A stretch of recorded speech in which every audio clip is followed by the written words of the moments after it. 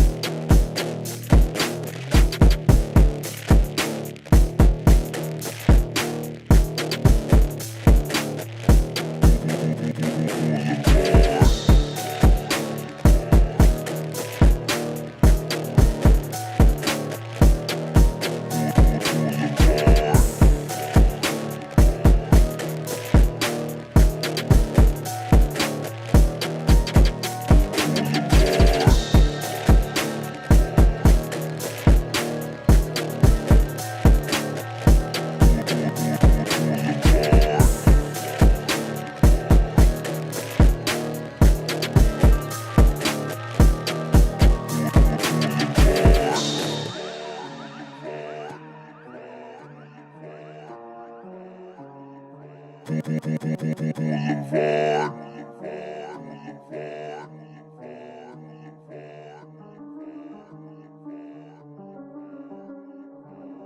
Oh, so crazed when you burn in hell forever, forever, forever, forever, forever. Boulevard.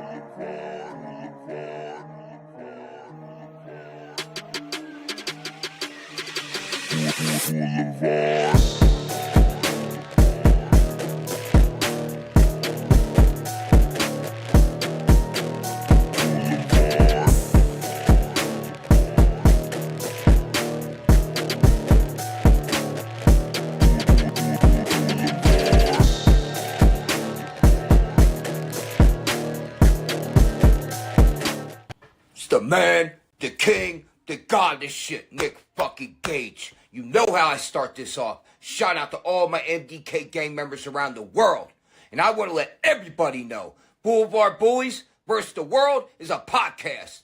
Every Tuesday, 7 p.m. live on YouTube with my motherfucking boy, Larry the Legend.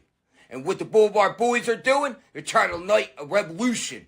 Within the fans unite and make the crowds electric again. So check out the Blvd Bullies vs. the World. 7 p.m. live Tuesdays with Larry the fucking Legend. MDK all fucking day. Oh, so Christ, may you burn in hell forever, forever, forever, forever, forever.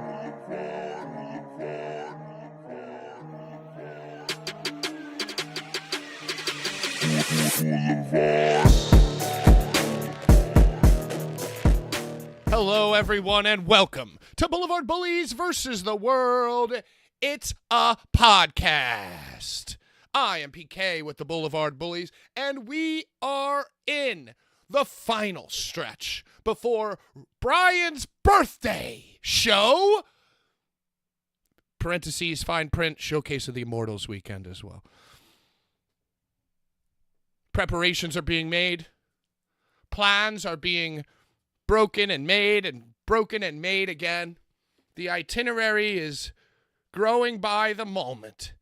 But most importantly, I am looking forward to family dinner the most. And I can't wait to see you motherfuckers in person. Ladies and gentlemen, let me introduce the crew. First of all, wearing the t-shirt of the last WrestleMania that he attended, a man who will be turning 25 this week, a man who is sponsored by Rob Black's Mysterious Weed Company, a man who is now a social media mogul for various promotions around the globe. He is the admin. He is the moderator, the deathmatch mayor for some. Bad take, Bry. I'm trying to figure out a way to combine beatbox and boombox, Bry, the bad take merch guy. Hey, here we go. Put those down. Put those down. Put them down.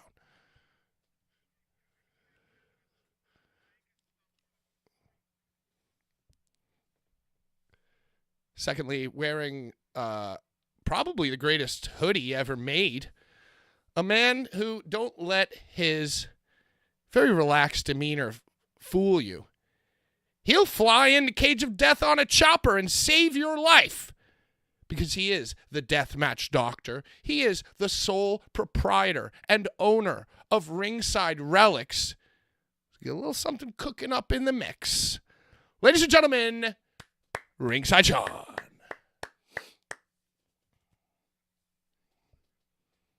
And last but not least, former boat owner, Showcase Showdown winner, CZW Hall of Famer, and accomplished sports rugby player in a former life. Ladies and gentlemen, my wrestling father, hair coming straight out the wire. Ladies and gentlemen, Larry Legend.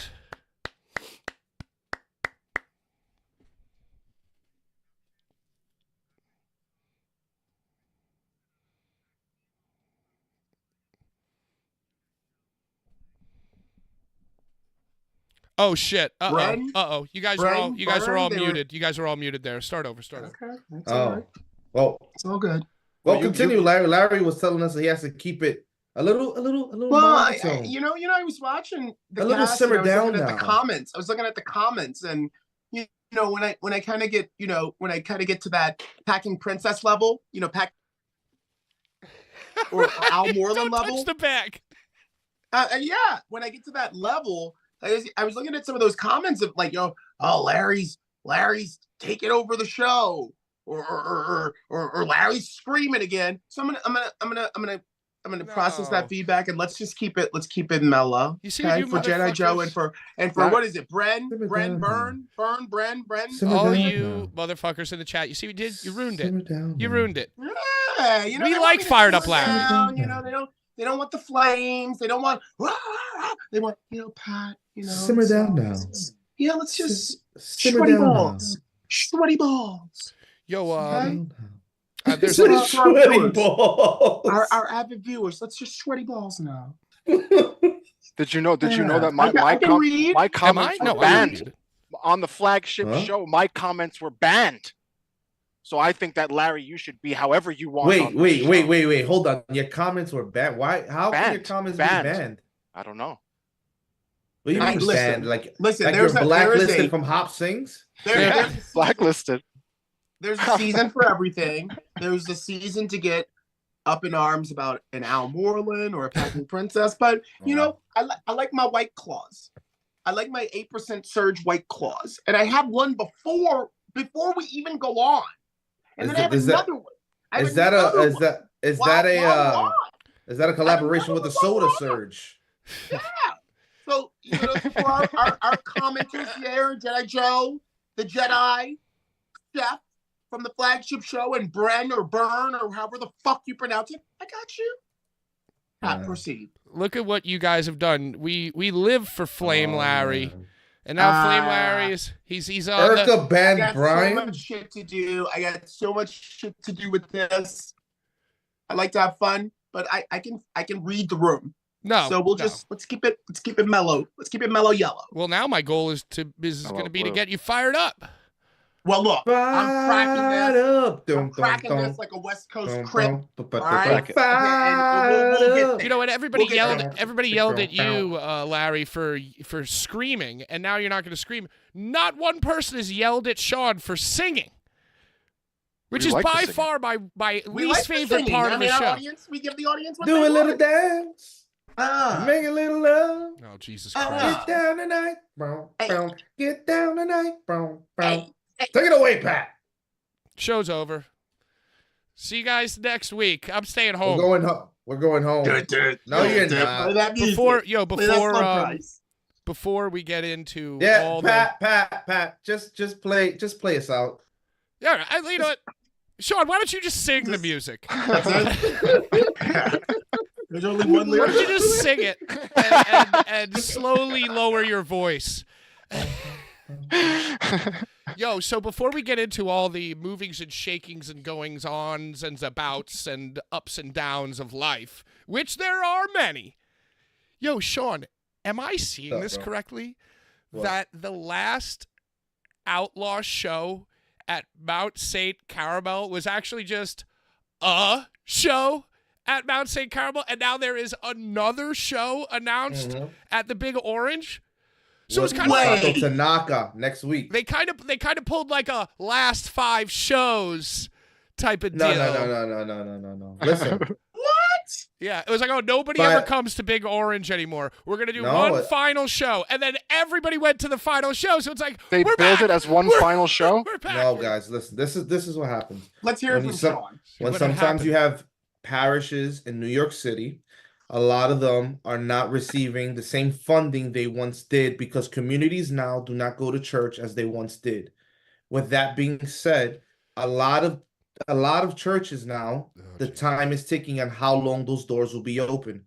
So who knows when's the next time Outlaw can be back to showcase our talent and do what we do there. So we treat it as such. You're basically saying they don't even have the funding for staff to open the fucking building and turn the lights on.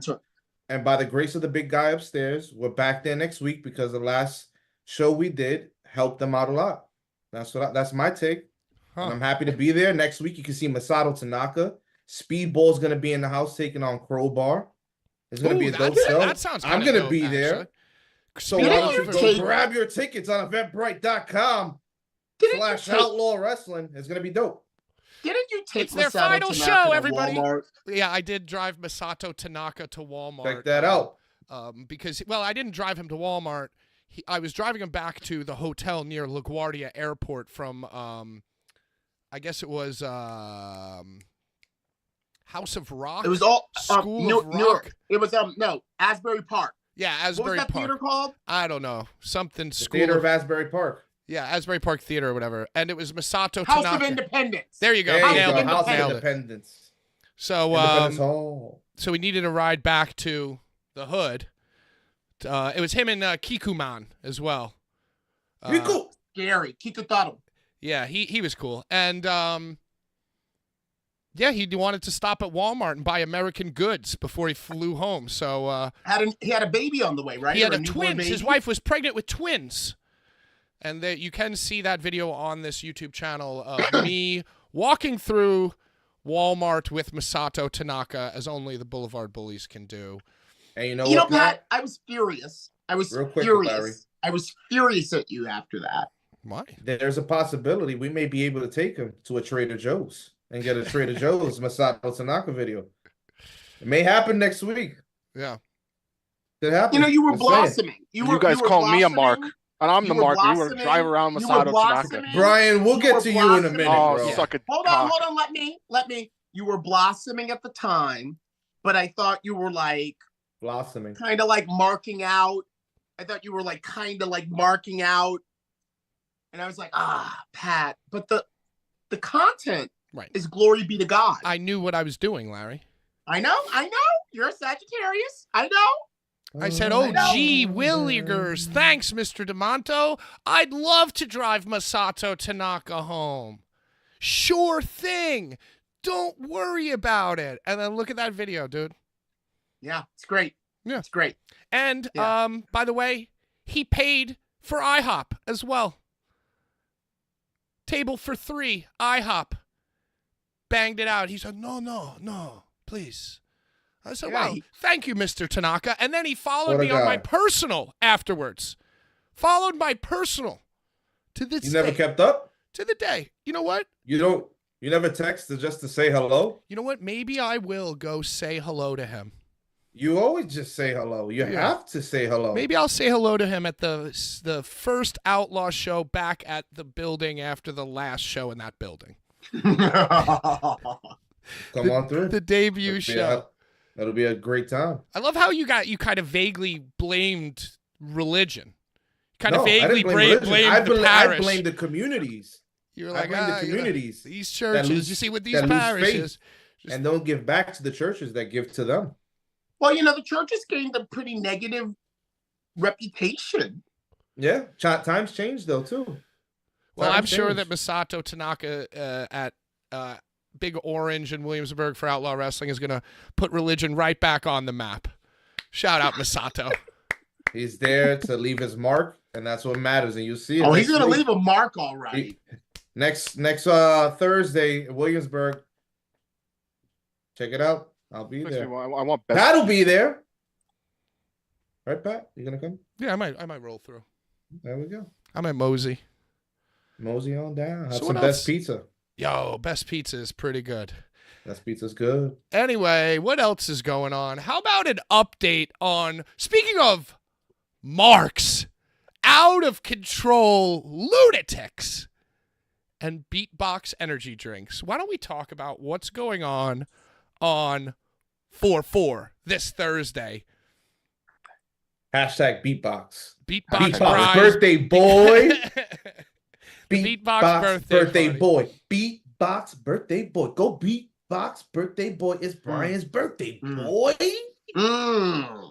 Stan? So, for months and months, there have been He's a ram. germs and sperms of ideas tossed around I know, about I know. us Here I am. Little Reedy. doing a live podcast somewhere in Philadelphia during WrestleMania week. Born and raised.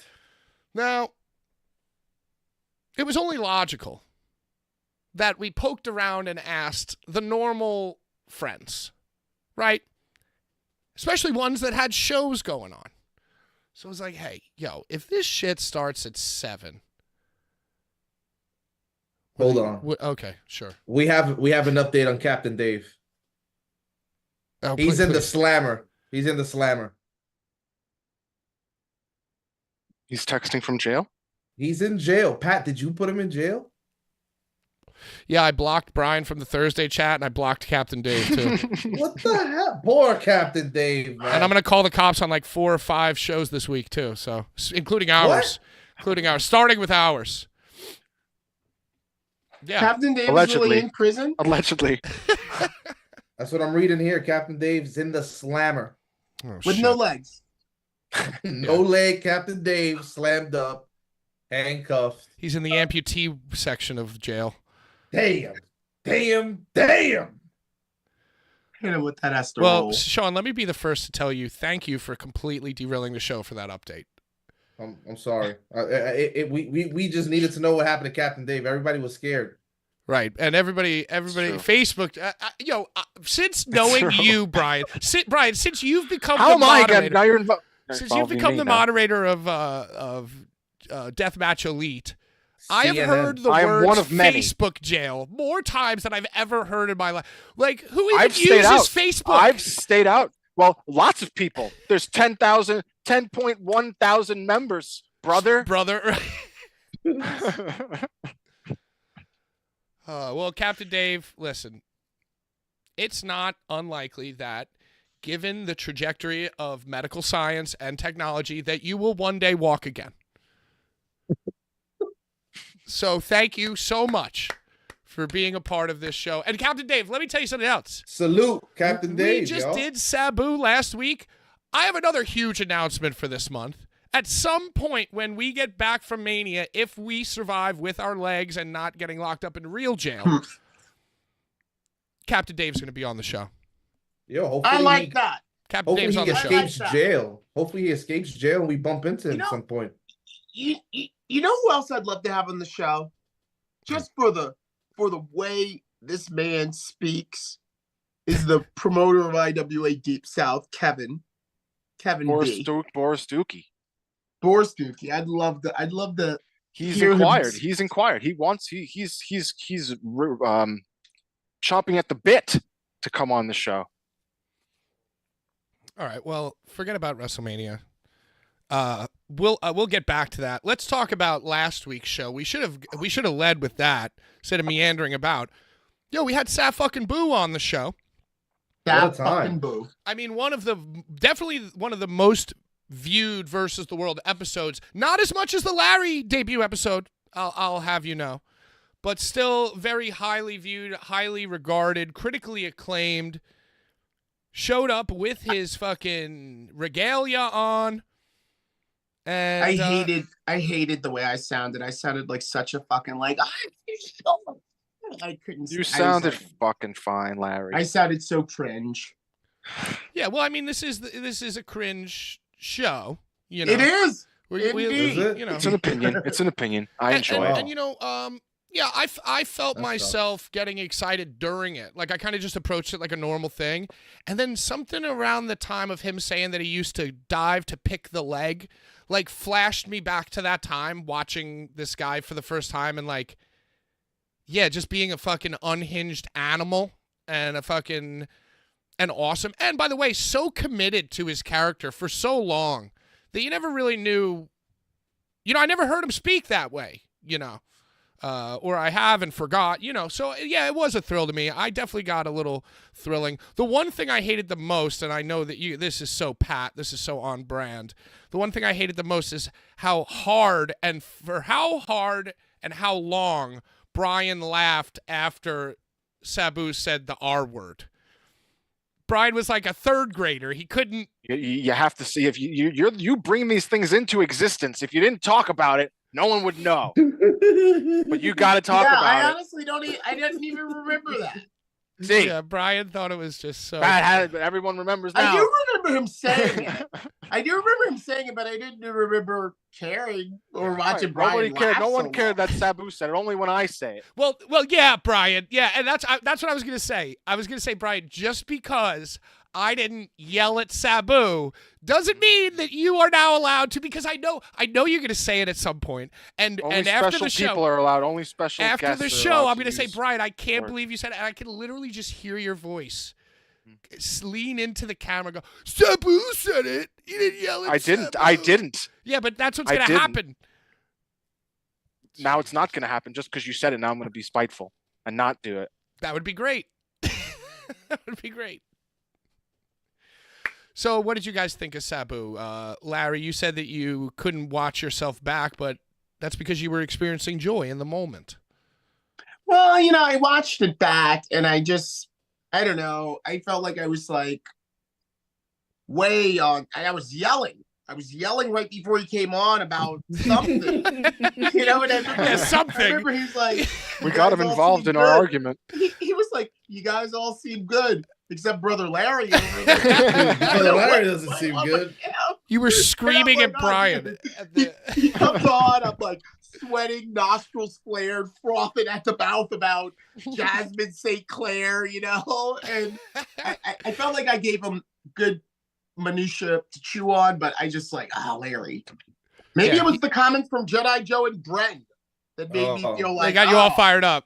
Got you all fired up. Yeah, they got me like really like analyzing myself and being like, oh God, Larry. Going frame by frame. Yeah, I mean, you like Sabu popped on the screen and you finished like you went like another 30 seconds on yelling at Brian about Jasmine. And I support yelling at Brian, and he was just sitting there like his little turban on, waiting for Larry to stop screaming about like gangbangs. Yeah, I mean, it wasn't anywhere near. I'm not taking sides here, but I'm saying like Brian's energy gives people the liberal license to like attack me as a character. Right. He's cultivated this entire culture. Right. Yeah, it's like I could like that kind of fervor to turn itself right on me.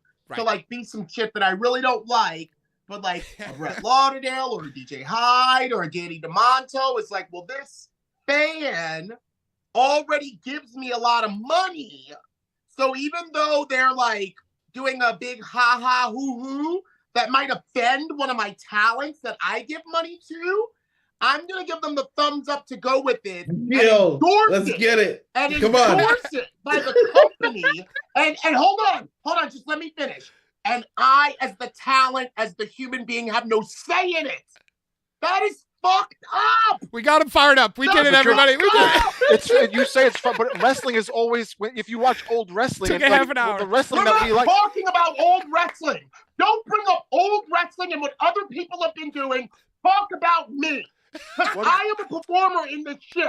Yeah, but you perform it because you like it. You like being there. Like, hold on, shut the fuck up and let me talk. Damn your it. actions and the type of fervor that you promote can very easily be turned on me. That's right. It very easily can, Brian.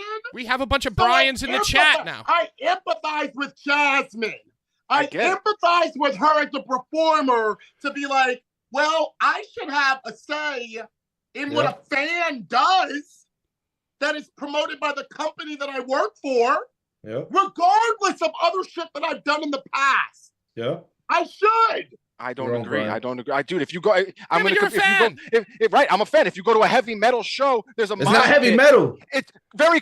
If you go to, it's a show where you want a crowd to have reaction to what's a performance that's happening. It's similar to a band performance because you want to have a reaction from a crowd. What do you think would happen if you went to a metal show and you held up a sign that somebody was an asshole or a pedophile and actually in between songs heckled and booed them? You think that the other fans wrestling is about heckling and heckling and saying we're using your heavy metal analogy though. At a heavy metal show, people throw fucking bottles and beat the shit out of each other. I just in a mosh pit. I don't They're violently beating each other up. This guy works security at venues, by the way. I help. Right. It's controlled violence. I don't have a problem. If you don't want to get, let Larry finish. I don't have a problem with the behavior at the live shows. I do not have a problem with that. I endorse and co-sign everything you do at the live show. But if you, with Photoshop, create something that is like me, it's again, not let's get Jasmine out of the picture. Let's talk about me. Let's say you create a Photoshop of me like inhaling a bunch of juicy hot dogs. Like just blowing the shit out of juicy hot dogs. Where we know where we know, oh, ha ha, he. This is something Larry does at the live shows, and I don't ever see it until it's out. First of all, on the internet, it's a fan forum. Like fans on a fan forum. But you're no longer a fan, bro. What do you mean? I pay to go to the show. I'm still pay. I buy my seat. What? I'm a fan, dude. At an XP, I go and pay. I'm a fan. What? I'm a fan of the product, and I do what I want. All right, As a fan. Let's stop fan shaming Brian for now. There'll be plenty of time. No, we're not fan shaming. In Deathmatch Elite, I don't want to get in trouble with Rob and management like I'm defending her. I'm not. But I'm just walking in the shoes of a performer. Well, it as is a interesting. Performer, you have to be able to handle being heckled. I mean, obviously you shouldn't be. This is not this, bro. It is. It's not, bro. You're not in a live show like this. What do you mean? If they're actors, they're actors. You're actors. You're characters. I'm still yelling at her. You didn't do that. You put something out socially on media of a character. This was gonna happen of a wrestler. Show. It's not. What do you mean? It's not. Bro, it's moving on. I don't understand what you mean. It's part of a show. Making fun of people make fun of celebrity. If you don't want to be made fun of, don't be a celebrity. Don't be in the public eye. If you're going to be a performer, people are going to make fun of you. People are going to talk shit. As fans, people can talk shit. People are going to talk shit. Hey, let's just switch topics. First topic, actually, that I have here is somewhat related. I wrote in my notes, by the way, I wrote this on a paper plate as I was waiting for you guys. Now, this is the first topic. It's just a complete coincidence. Now that Brian has run Jasmine and Ron Nemi out of XPW, it seems as if Jasmine stole Larry as well, because Larry is now doing a signing with excommunicated XPW announcer Ron Nemi, and Larry, you support Jasmine against Brian so much that you've decided to join forces. I don't support her. I just empathize. So you said, Brian, you know what? I'm going to prove a point. Walking away, walking away from a company where the promoter, has a fan. The promoter made the bit, dude. The promoter created the bit that the fan made a graphic about. And you can't be mad at a fan for making something that was created on a show. Well, that's the point of a show. Well, speaking of all this, the fan didn't create the bit. The bit was created by the promoter. That's a beef with your promoter. Don't have beef with the fan. Don't shoot the messenger, brothers. 10,000 members, brother. Hey, Larry, what's the deal with you hanging out with Jasmine and Ron Nemi this weekend? Doing a whole thing. Jasmine asked Ron if he would like to come to WrestleCon. She asked Ron Nemi if he would like to come to WrestleCon. And Ron Nemi was like, well, I'm going to be with Larry the entire weekend. And Jasmine was like, well, would Larry like to come? And Ron asked me if I wanted to come to WrestleCon with him on Jasmine's invitation. And I said, as long as it doesn't interfere with anything else we're doing. And before I knew it, the next thing I know is a graphics out that Larry and Ron will be at the She's Hardcore WrestleCon vendor booth, taking photos with autographs and all of this stuff. And I didn't even ask for this. I didn't ask. Well, on the Just like Jasmine didn't ask for the graphic that Brian created because he's a fan of the Rob Black podcast. And Rob said on the podcast something about, we're going to have a gangbang. We're going to recreate the 300 fucking person gangbang on Jasmine at the show. And then Brian took the liberal license to just create a graphic, a flyer for it. Be like, yeah, it's not Larry. When you say it like that, it doesn't seem so bad. One fucking instance. I've been doing it for months and months. I've been doing it, and this is just another. Have you done it with Jasmine? There hasn't been a bit about Jasmine to make one. Well, maybe Jasmine is not the bitch to let you make a bit out of her. That's not on me, dude. That's not on me. That's on Rob, dude. Well, I'll tell you this. Let me ask you something, Brian. Can I ask you something? Well, let me just ask you one thing. Consider if the bit that was on the Rob Black show about Jasmine doing whatever. I see where this is going. Was followed up by a graphic put out by, let's say, Rob's people, the XPW graphic makers, whether that be Judge Joe Dredd or Brian, whoever the fuck does all of the official shit for XPW. Do you think Jasmine would have had as much of a problem with that, or do you think that maybe that would have, like, maybe Rob would have messaged her that, like he messages me graphics of myself? Do you think that would have happened? Yeah, but it's not official. It was not anything that I put out on my own Instagram or social media is not official. It's something that I make shittily in 5 fucking seconds on my phone that I post to have fun. That's what I do as a fan. Can I ask you, as your brother and comrade, can you please never, ever do that with anything of my likeness? No matter what happens between me and Rob. Again, dude, she's so mad. She's so mad. No one ever messaged me. Not one person ever contacted me personally to take it down.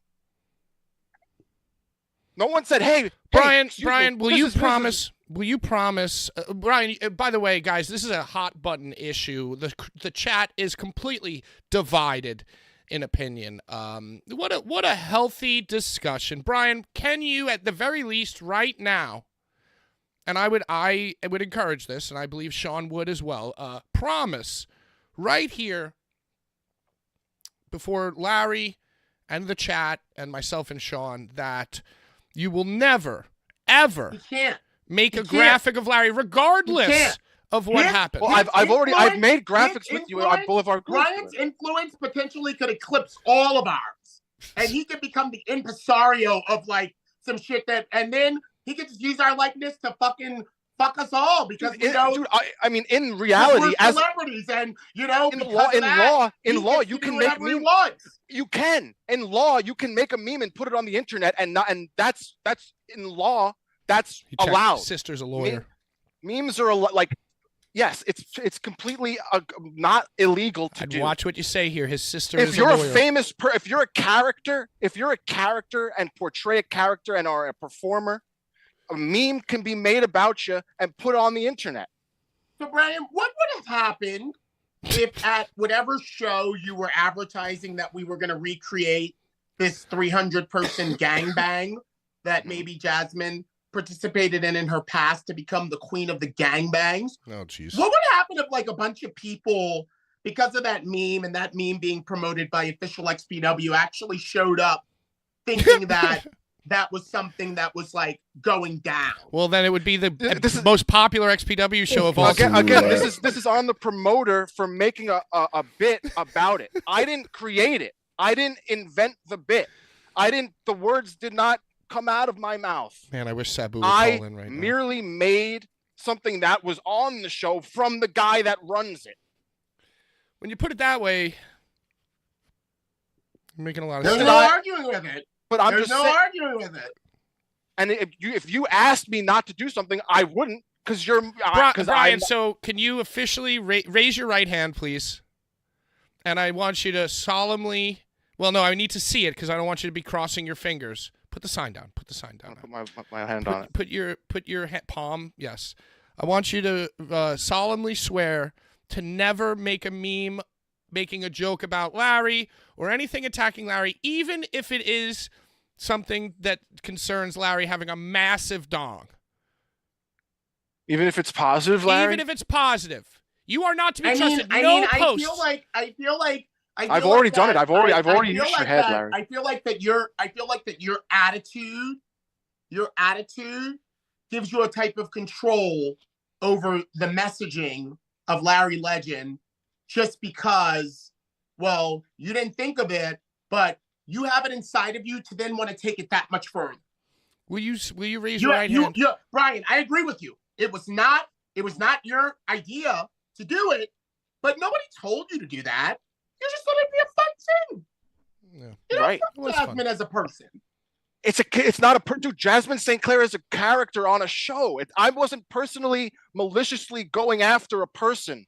I wasn't going after her. We're out of time this week, everybody. I was doing something that was based on a character on a bit on a show. Right, Pat, I don't want to talk about it anymore. I don't. Thank God. I'm not defending. I am only empathizing and pretending that I was the one. I'm just taking that meme.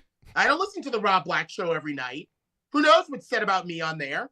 Just taking that meme and imagining that I woke up. I woke up and it's all over everywhere and it's like some funny thing that I would like, but maybe it's not you who created it. Maybe it's someone like, I don't know, Jedi Joe or Brun. Me.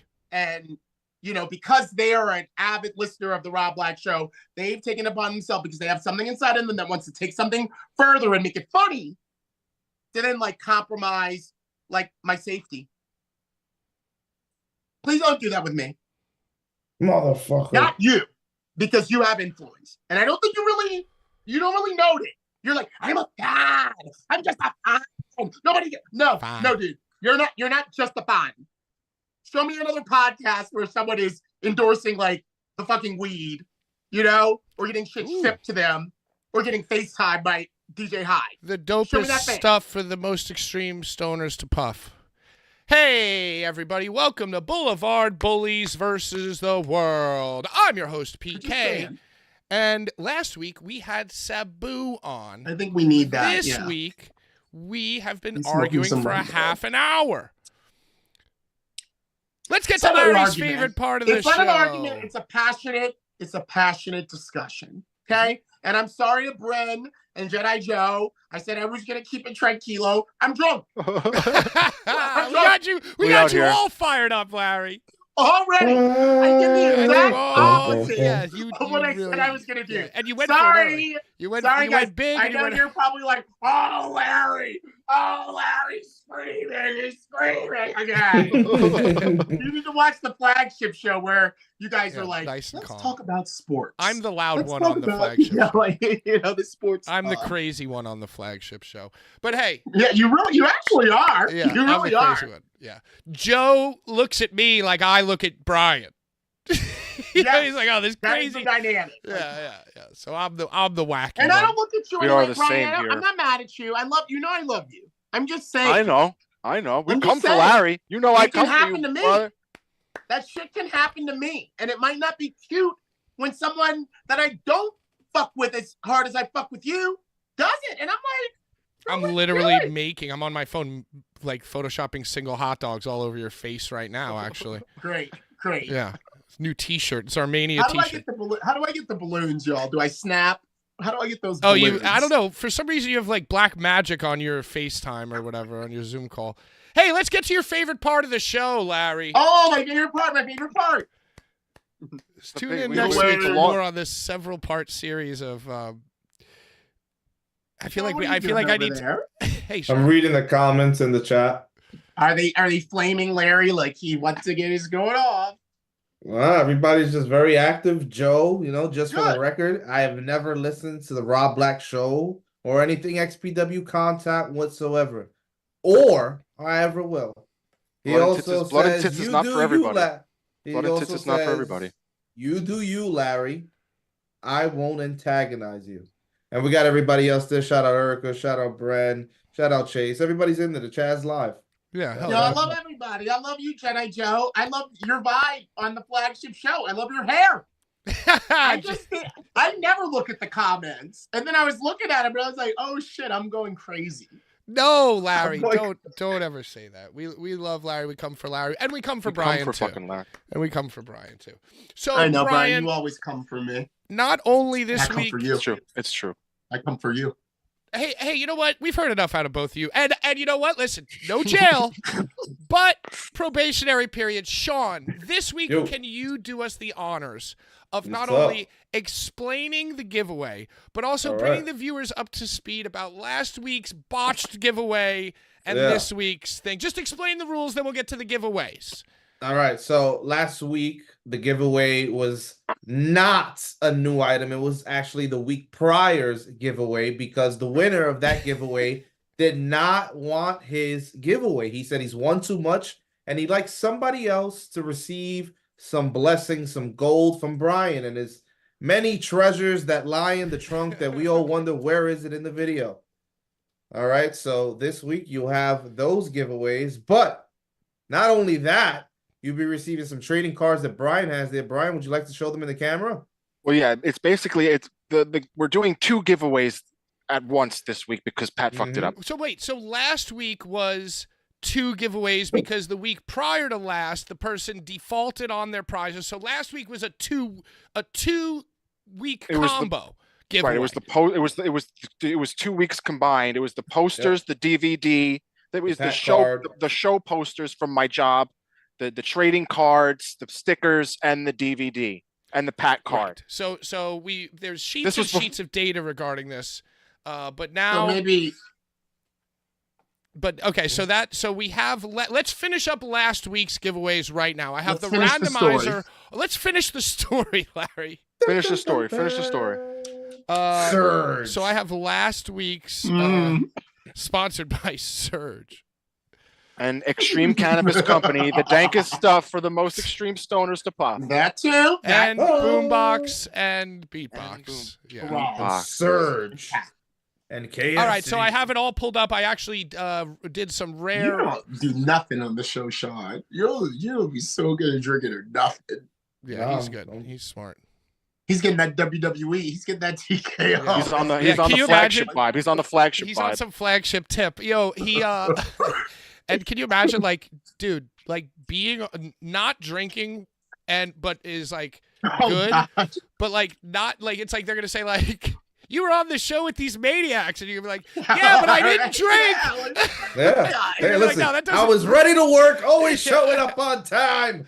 Yeah, but I didn't drink while I was on the crazy show. I don't think not drinking is going to to have behind me. I'm coming for you, WWE. I'm coming. Okay, so this is last week's. We already read the comments from last week. So we got Card Stories, Johnny Richter, Horror, Pain, Gore, Death, Vinyl Vlog, Jobber Radio, Axel Nose, and Wesley Easter. Wasn't Wesley Easter the guy who deferred? Nah, it was Snipes. Axel Nose is the guy that deferred his. Axel Nose 90 is the guy that. What? Yeah, you got me too. I was like, huh? Who's that? Money Train, nigga. Fucking idiot. All right, randomize. Card Stories wins the giveaway from last week's the double bundle. Double bundle. I think, I'll be honest. So for the other giveaway, the second one, we're gonna give away one of these cards, and I think the other one, somebody in the chat should have the opportunity to get one again. So 2 Pat cards, both signed. Praying hands, Pat in front of the win sign. First one is PK. One is PK Von Finnerty. Wow, look at that. So maybe the best super chat yesterday. Oh yeah, speaking of super chats, if you want to super chat or do some members only or fucking donate something, it'll go towards family dinner this week. We only got one of those in a minute. Who just won that giveaway? Cujo. It was fucking Orange. Card something. I'll give it to you later. It was card something. Oh, come on, give it to me right now. I'm gonna write it down because you're not gonna give it to me later. He wants it now. He wants it now, Pat. Yeah, well, I mean, it's card something. What do you want me to fucking tell you? Can we get on with the show? I'll just remind me later. This is my favorite part. Okay, Larry. Okay, I'll open up a new window. I'll go to the YouTube comments and I will find the exact fucking name. This is the giveaway that is about that. This is the second giveaway. Let's write it down on the air, sure. We have to. Why not? Why fucking not? Why don't I go look it up? Because there couldn't have possibly. I need it right now. Available online. There couldn't have possibly been a reason for me to not give you the name right there in that moment. But let me keep looking. Well, I want Brian to be happy. We have to be on point with our giveaways, or else they build up in my house, and then I have them for a long time. Oh my God! Well, okay, yeah, great point. Oh my God! Well, Card Stories 8202. You are the winner. I literally said card something. Something. Who knows? Well, now we're sure, and now we'll go to the next giveaway. Yeah, we needed to fucking take all that time.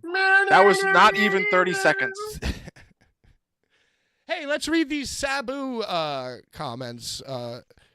Guys, Sean, where does Sabu rank on your Mount Rushmore of Blvd Bullies guests? Oh, that Larry's one.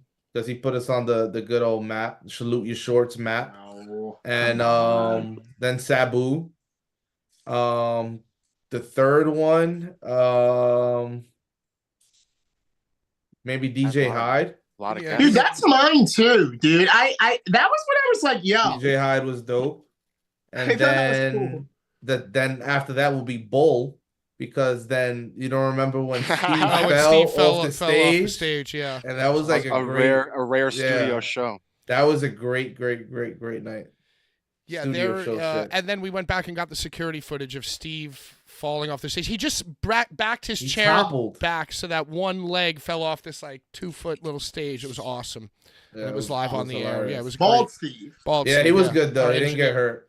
We used to have a whole intro video that highlighted it, but we don't play it anymore. Hey, Mittens was on it. JT Kaysen. But we don't play it anymore. Pat, the sexiest version of Pat as Dahmer. My birthday. We had my birthday there. birthday cake remix in your face. That's legendary stuff, dude. Yeah, that was when we were all good friends. Yeah, now we hate each other. Yeah, now we just fucking. Larry wasn't even on the show yet. We're approaching show 100, and Free Larry. 100 shows just about when you start cementing that hate. Hey, That's what happens. That's what happens usually. For the 100th show, we should all just box each other. We should all just like let it out, like do like a. We'll do American another gladiator. backyard blood. Yeah, but it's a 4-way. It's a fatal 4-way. Yo, I have gloves, dude. I can. Bro, me and Sean would fight, yo, because we're proud. Yep. It can't be two browns. I don't call me one punch Fry for nothing. It can't be brown versus white. Why you gotta take it there? Or we can do white versus Sounds brown. like a court They brought case. it there, Patrick. They did it. I could not hit my son though, so I would have to see him with Pat. I'm sorry. Yeah, it's me and Larry. I can't hit my kid. Me and Sean, the '90s boys. Yeah, 90s kids. We'll beat up the grandpas. We're gonna beat up the grandpas. We're gonna beat up the old guys. You know what? Maybe we're gonna get in trouble for beating up the old guys, Sean. This is just the like old guys. Pat and I are gonna be smoking cigarettes. Stop playing in that corner. Yeah, Stop it. You're gonna get hurt over there. Yeah, there's gonna You're be some get real kind of unruly life and death competition between the four of us for the 100th show. If we don't murder each other this weekend. Hey, let's get to these comments from this Sabu. 16 comments this week. It's 16 big ones. Horror, pain, gore, death says Sabu is the fucking man. Psychology is unmatched, and he always keeps it real. Was happy Brian asked him about Schlack. Would lose my mind if that one happened. That was kind of cool. Schlack was definitely on Sabu's radar. Sabu, because he works out. Right. It was because they're all shit. He goes to the gym. He works out. Goes to the gym. Yeah. Great vibes.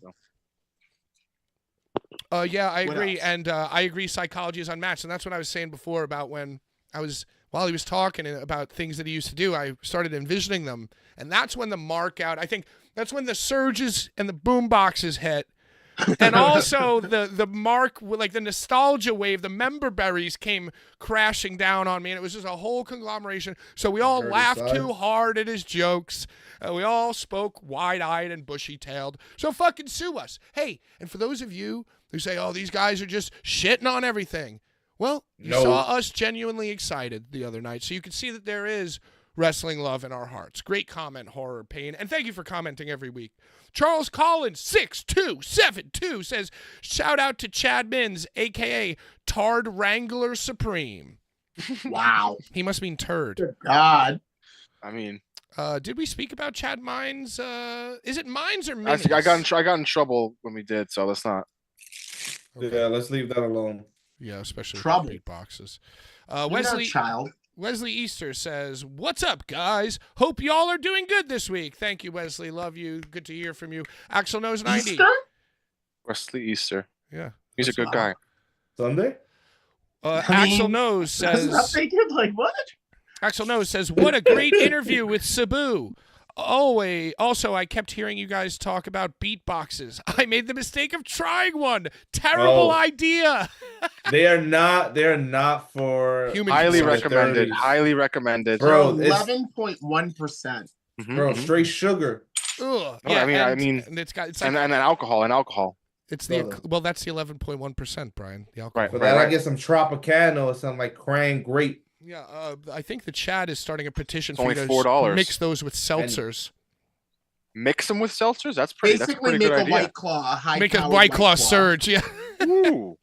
If you mix an 11% with a White Claw, does that make it less or does it dilute it? Well, Brian, that's a question for Bill Nye, the Science Guy, or Beekman's World. What a great interview! Bill. What a great interview with Sabu. Oh, yeah, that's Axel Knows. Pork Chop Express City says, Sat fucking boo. Great show, boys. Brendan Fraser, yes. Just like Wesley Snipes. You're just saying any random actor. Bren says, great show. Sabu was awesome. Larry getting upset over a meme Brian made is hilarious. She can take them all, but can't take a joke. Let's not reopen that can of worms. I didn't say it. John Ford says Sabu is hella cool. Met him in 2015 and an indie in FT Valley, Georgia. Fort? I guess that's short for Fort. Urka says, give me the treasure.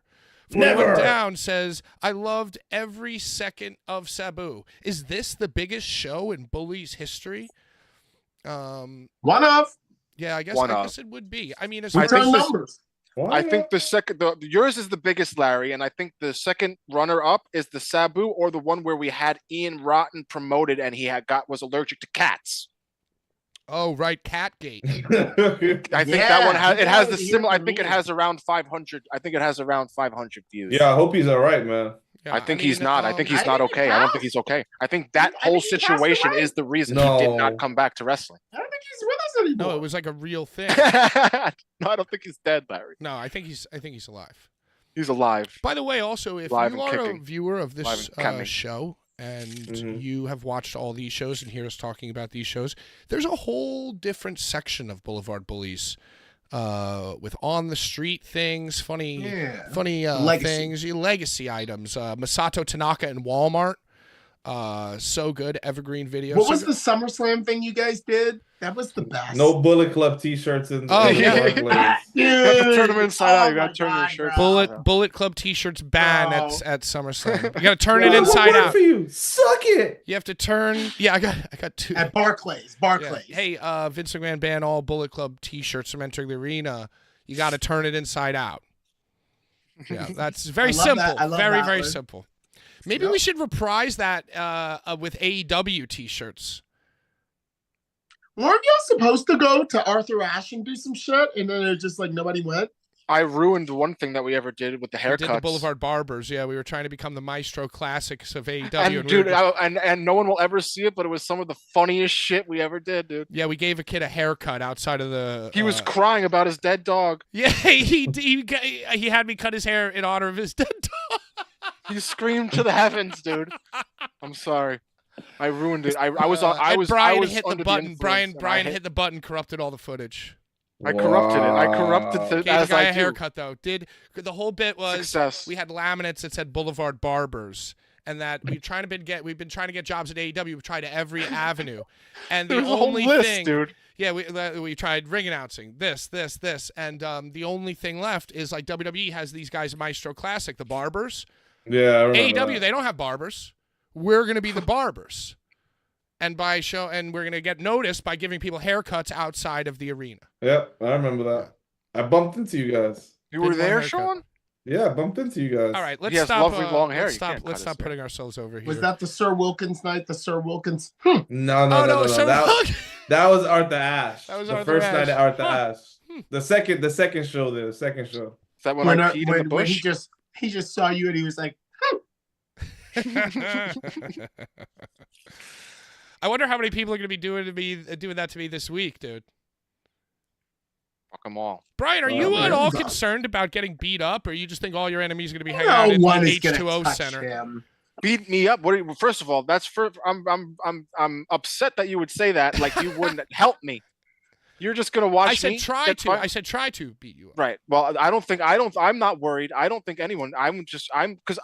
Dude. Again, if anybody ever hit me up personally, which no one ever does, I would talk to them like a normal human being. Yeah, on the internet, with them. You'd argue with them. No, that's not what I'm saying. I'm saying if someone came at me like Larry came at me and said they were upset about something, I would talk to them normally. But no one ever hits me up, and I am who I am on social media, and I cause a ruckus. Brew Unstoppable says, hey, have you guys hammered out the details of having Beatbox sponsor the Eat the Turnbuckle? Oh, sorry, I mean Brian Ginsburg birthday show. Great comment. Are we going bowling for your birthday? Yo, I mean, you can say what you want about Brian's behavior, but the beatboxes are a constant point of interest on this show now, which is very, very funny to me. Tony Norman says, Gins is a meme god. Damn it.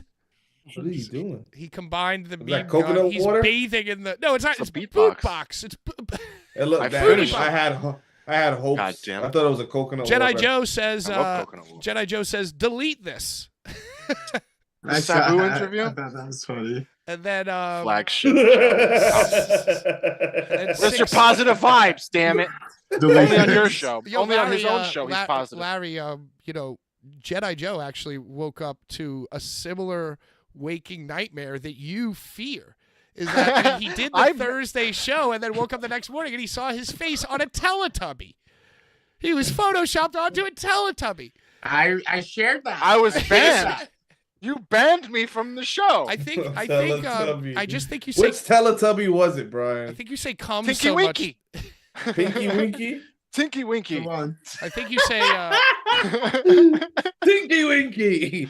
That's the only one's name that I actually know too. I think I you don't know say the other in name. the chat. You say on Thursday. You say "cum" so much that YouTube just thought you were a bot, and I think banned you. I'm just allowed. That's not even a bad word. Hey, and the final comment, 6666666 says, how do I win the stickers? Well, you just fucking did it, my friend. Not won the stickers. We don't have those stickers. You just fucking did it. Oh, you did have that legacy sticker. I do. I still have a few more. I'll make that next week's giveaway though, because I didn't do it. The person this week Pat got said he won. No, I just said, how I do have I win more. the I have stickers? You just, you know. comment. Yeah, you comment. Oh, I want the guns. Desert Eagle. Is this upside down? No, this is right. All right, I think I have the randomizer pulled up. Everybody whose name was mentioned is in the random.org list randomizer. 3, 2, 1, click. I know it's not as fun as the Newport box, but it just became very annoying for me to have to. Well, write you down. gave the Newport box away. Right. Well, I'm yet to send it. It's sitting right here, actually. This card is sick. This 41 down is the winner. Number 1. OG fan. OG fan. An OG Yeah, friend, an OG fan. This is a rare gift for you. This is a rare gift. This is more rare than that one. No, well, I don't mean, know about that. Yeah, but... I mean that we're talking about the PK cards, a legacy item. Yo, I need to get an MLJ card. MLJ's got cards out, right, Sean? I have an MLJ card. I think he has GCW cards. Yeah, and they're going fast, Larry. No, you can't even get it anymore. I remember last year he was selling his cards at his table, and his table was shared by me. Oh, he might have his the packs. You can't buy the card because they came in packs. I guess you can buy them from him. Could you do me a favor? So, could you send one of those cards to Urka? Yeah, so the other one I'll send to Urka. Legacy viewer, Twitch supporter since 2019, YouTube supporter, a dear friend. Urka wants the card. I mean, she's got the signed golf ball. So now are we gonna do this week's giveaway? Let me write down 41 down so I don't forget. Good. So 41 down gets a P. Is that okay, Sean? Could you send one? Hell yeah. Because you got 2? Yeah. All right, cool. Yeah. Thank you. All right, so that 41 down gets the Sabu card and the PK legacy cards. What year? Legacy. And the stickers. 2022. What year is No, that not card the from? stickers. The stickers are from the other giveaway. All right, give him the 66666. He commented about the stickers. He wants them. Give them to him. I have more. I have more stickers. All right, dope. That's what we And do. that We like to... sixes is this week's giveaway. Are we doing this week's giveaway now? This week's giveaway. Brian, can you explain it to us? This week's giveaway, you have to comment on this very video, not the live chat. Not the live chat. You have to leave a comment like Patrick reads the ones from the YouTube videos. Like after it's done. you comment on this, and then next week we randomize the comments, and you may win. It's like a cliffhanger. So, this week, it's a WrestleMania 20 Steven Richards trading card. Wow. Yo, turn it around. Look at that reflective. That's a nice card. I'll show you. I have the whole. I have the whole set, and this is the only card I have doubles of. Yo, So John Richter, if you think I look like I'm in Fury of 5 on that card, wait until it's summertime, baby. We're busting out the jerseys. We're busting out the basketball jerseys. And me and Larry in our tag match against Sean and Brian, we're gonna wear matching Larry Birds. Larry Birds. Yo, I'm a lefty. I got several already. You heard? I'm a lefty like Larry Bird. I made a slight joke. I made an April Fool's joke. I made an April Fool's joke and said that Danny DeMonto was going to come on our show, and that then I said that immediately about like 10 minutes later. I said that it was canceled because his spine hurts and that he was having a fish tank emergency. So we're giving away a Battle of the Tough Guys gusset plate signed by the man himself who was supposed to be on this show as a joke. April Fools, everybody. April Fools, everybody. Brian loves it. Was it used? I don't know. I don't know. Yeah, in a housing project. I can't see blood upon it, but it says Battle of the Tough Guys. So one may think that it was used in the tournament, but there's no blood on. There's no visible Magoo on it. Now, yeah, Brian, because eventually Dan stopped. Ortega, Peru. Oh my God! Will you stop it, Sean? You're a doctor. Is that from wrongfully accused? I'm sorry. I'm thinking of someone. I feel like Dr. Magoo. Sean. That's Mr. Yes. Brian knows. Ortega, Peru. I can't believe that this show's only been going for an hour. And 10 minutes. Hey, Sean, you are not 50 more. Not only a doctor, because Larry doesn't like to go 1 minute over. Dude, this thing is sharp as fuck. Just so you know, you can really hurt somebody with this. Yes, you can. But that one wasn't used. I mean, well, wait a second. It doesn't look like it was used, but it says again. It says Battle of the Tough Guys. So one is to think that it was used in the tournament. One could surmise that it was supposed to be used at the Battle of the Tough Guys. I'll tell you the one thing. It was definitely signed. Right.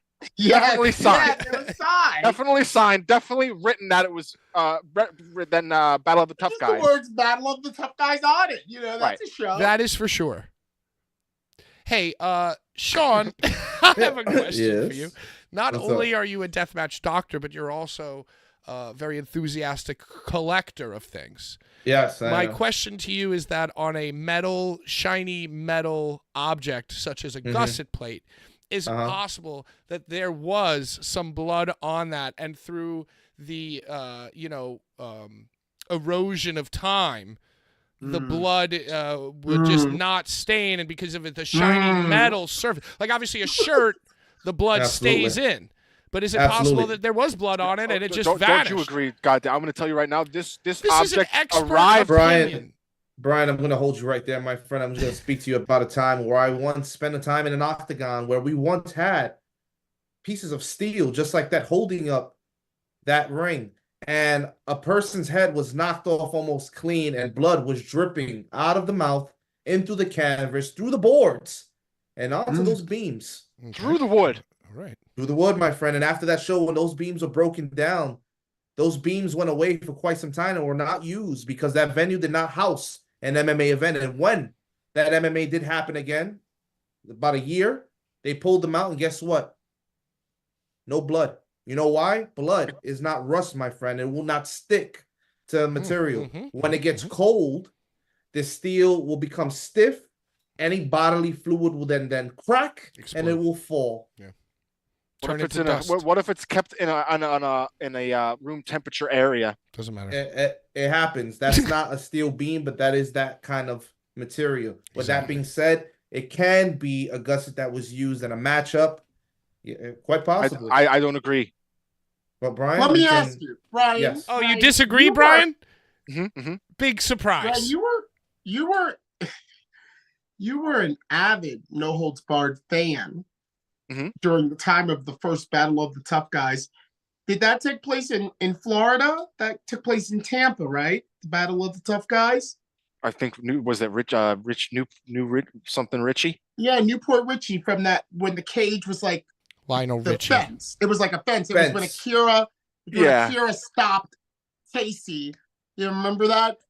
Did Danny fight on that show? I think he's been in each of the Battle of the Tough Guys. And he did sign the gussets. He's always signed everything. Who did he? Do you remember who he fought? No, the Battle of the Tough Guys. Somebody it's tough.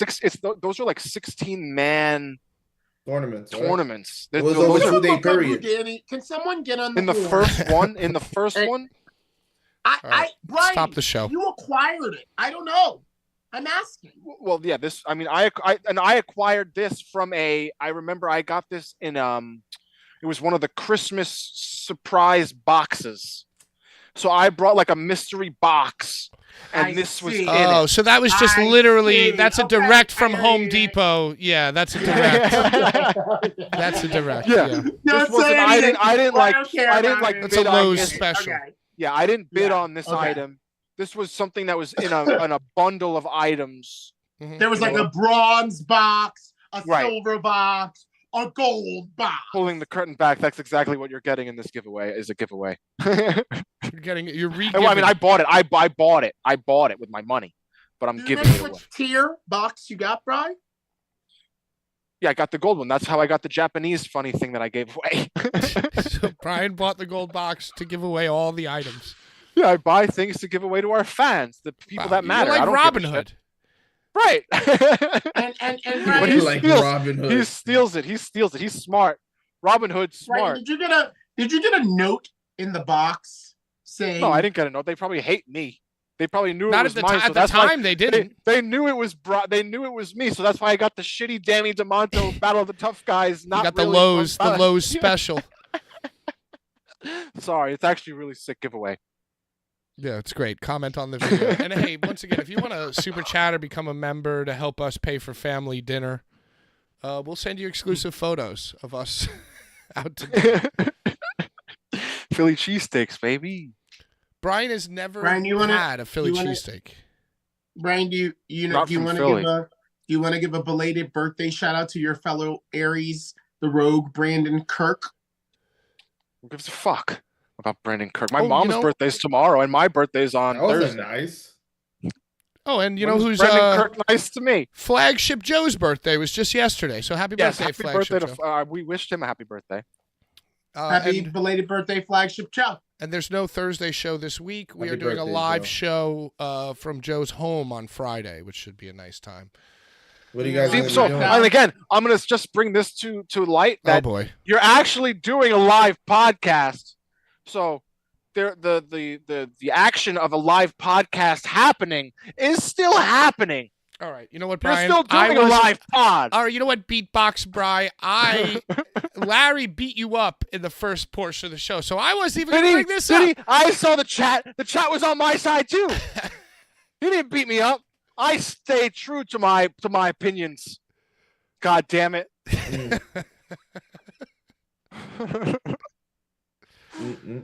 What? Why is it so quiet? Hey, you know I'm what not else? revisiting it.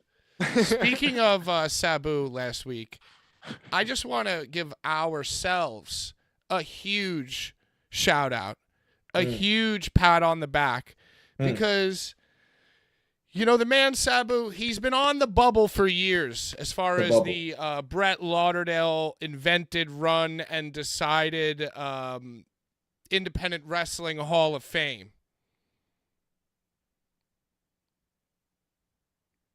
And wouldn't you know who, within days after appearing on this program, the same company that is running blank versus the world decided, hey, here's an idea. Let's induct Sabu into the Hall of Fame.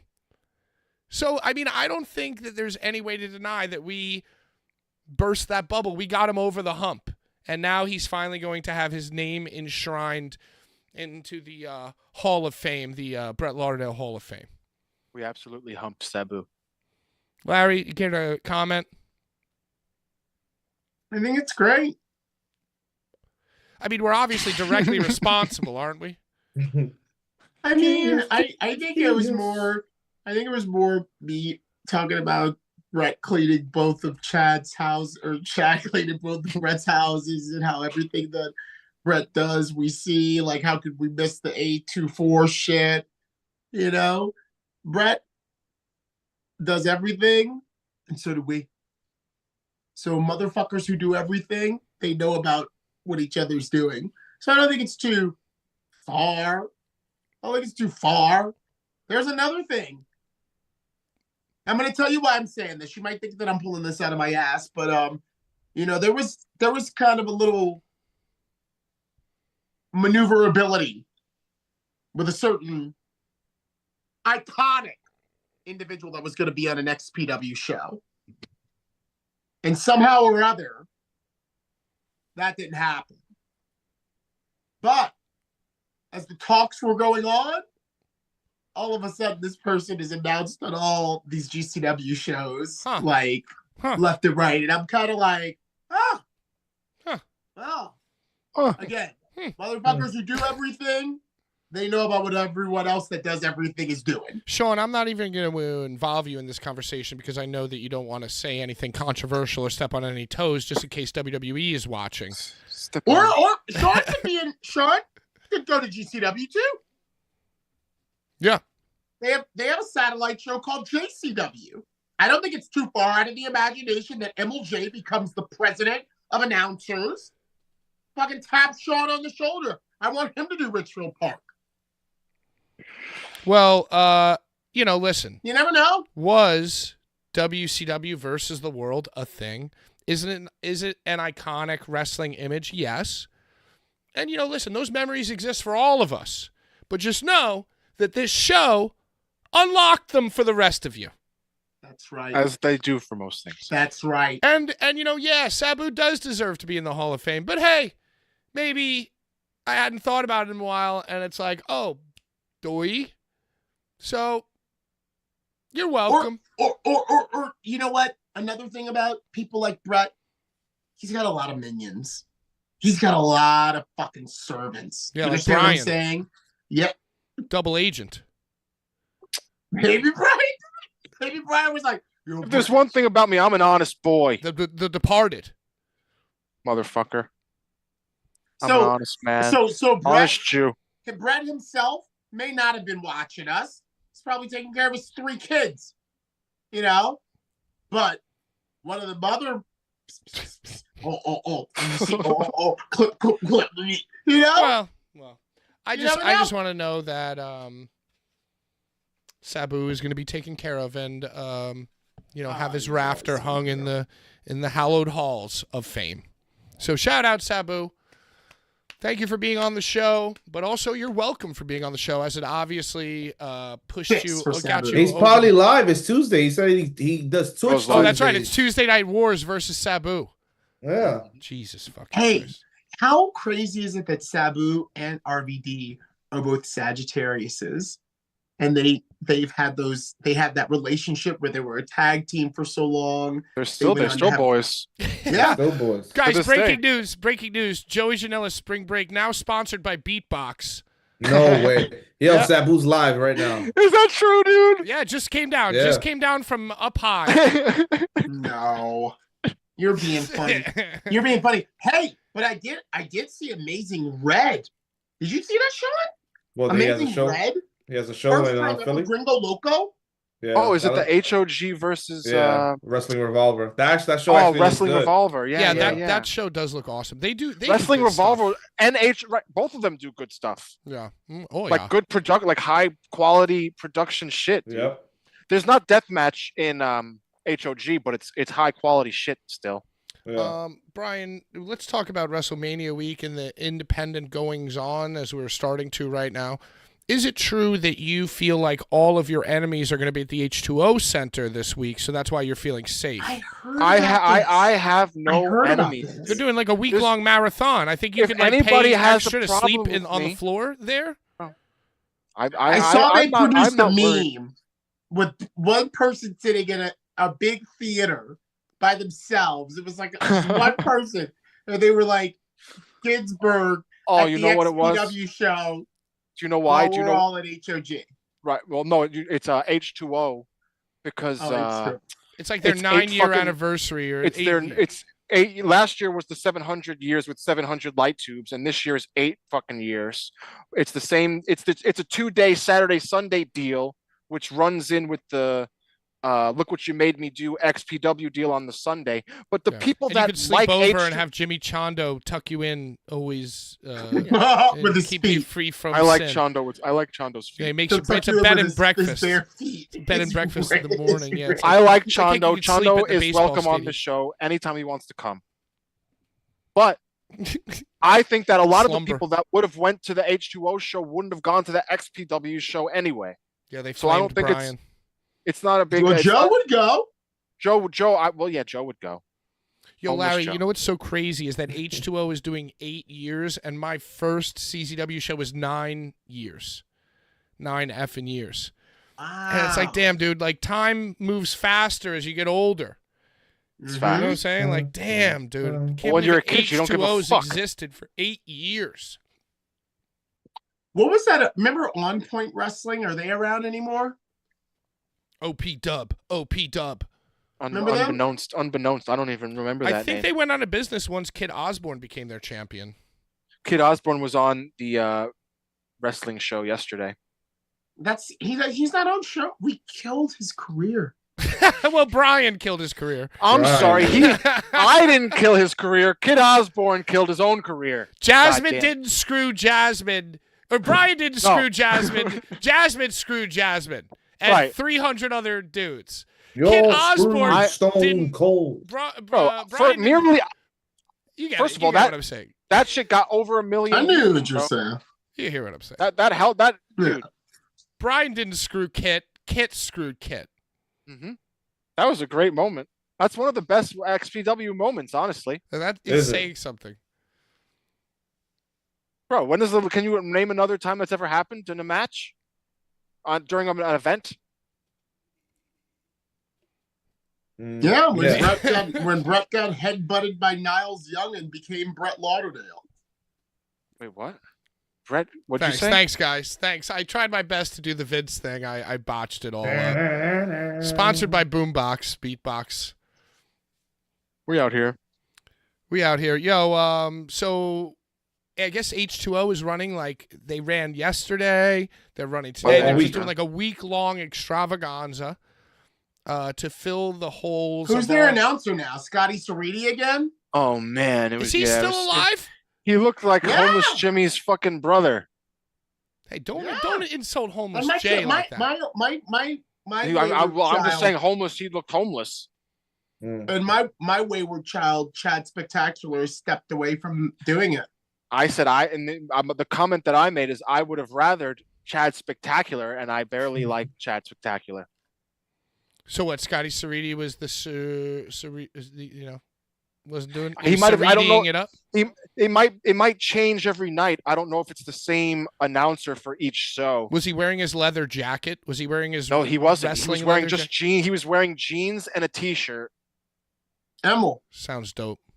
It wasn't even like Emil. At least tries to wear Emil throws some jiggy shit on. Right. He wears like fucking like Mark Supreme, like fake Supreme shit, like hype beast shit. This like Cerriti was just wearing like fucking just rolled out of bed.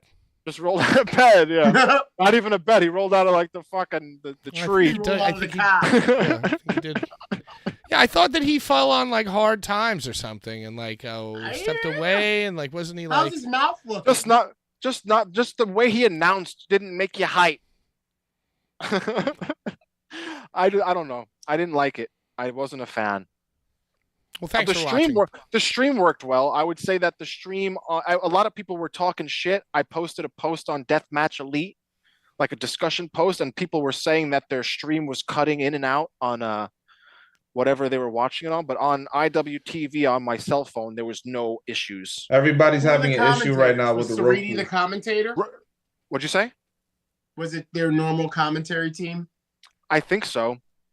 Huh. I think so. Dan Cowhey, former CZW announcer Dan Cowhey. Huh. Yeah, it didn't sound like anybody different. It sounded regular. Hey, what else is going on this weekend besides our complete abortion of a extravaganza that we tried to build? No, please go on. Besides the Eat the Turnbuckle, my birthday extravaganza mess that we are going to put together. Right. There's Larry's working on the Sunday at the RPW show, which is probably is building up to be one of the shows of the weekend. Yeah. What is the show called? Completely overshadowing WrestleMania. It's Miasma. Thank you. Now, what time does this occur? I think, Brian, we got to get home, don't we? Yeah, we're gonna miss it. I'm gonna be at work.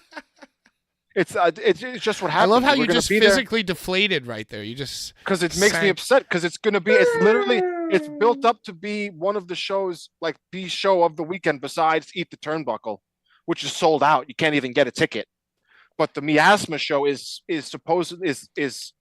gonna be Larry's gonna be there. Great. What's the Black Dahlia Murder Murder album?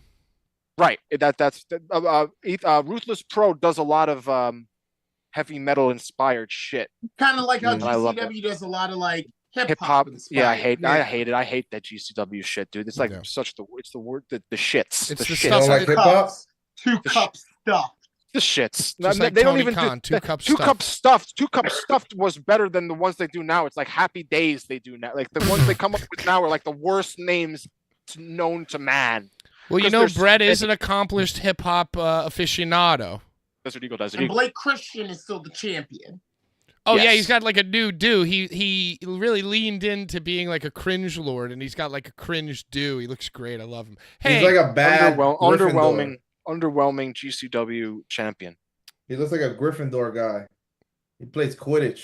oh Yo, yeah, how, hey, breaking go ahead, news. Ty, go. Schlack added 50 more tickets to Eat the Turnbuckle, so we're gonna be packed like sardines. You know what? Listen. Hey, Available only at the door. only at so the door. get there Only early. at the door, right. And you know what? Listen, maybe we're not doing a live pod. Who knows what's going to happen with this match? But at the very least, talking about it for a few months has afforded us the ability to stand somewhere that the GA surfs and turfs aren't. We're gonna be there. Yeah, at least we can maybe stand somewhere or be in a room. We could be in a room that's just like the 4 of us, you know, or whatever. Like, you know, or like, you know, we could be in an Pondo. area. Pondo's gonna be I'm there. gonna be in the shower with Ron Mimi. Nice. TK. Just drink your White Claws in the shower room. You'll see there's a shower room. You can just turn the steam on and have a little, just get a little sweat. Yo, I'm a little worried about you introducing Surge White Claws to Ron, because Ron already drinks like 40 White Claw a night, and if you show him Surge, he could die. I'll take care of him. That's very possible. I'm his handler. I think you should I mix love them Ron. with. See, mix and them Is he a yourself. zookeeper? I'm his Ron? handler. Ron appreciates my debaucherous ways. I know he does. Does he? It makes does. him laugh. I know it does. Mm. So, why don't we run down this RPW card then? Want me to? Because I everyone's know talking. Schlack is wrestling Clint Margera with Larry announcing him, his personal ring announcer. Yeah, apparently everyone in the chat is going off that it's a stacked card.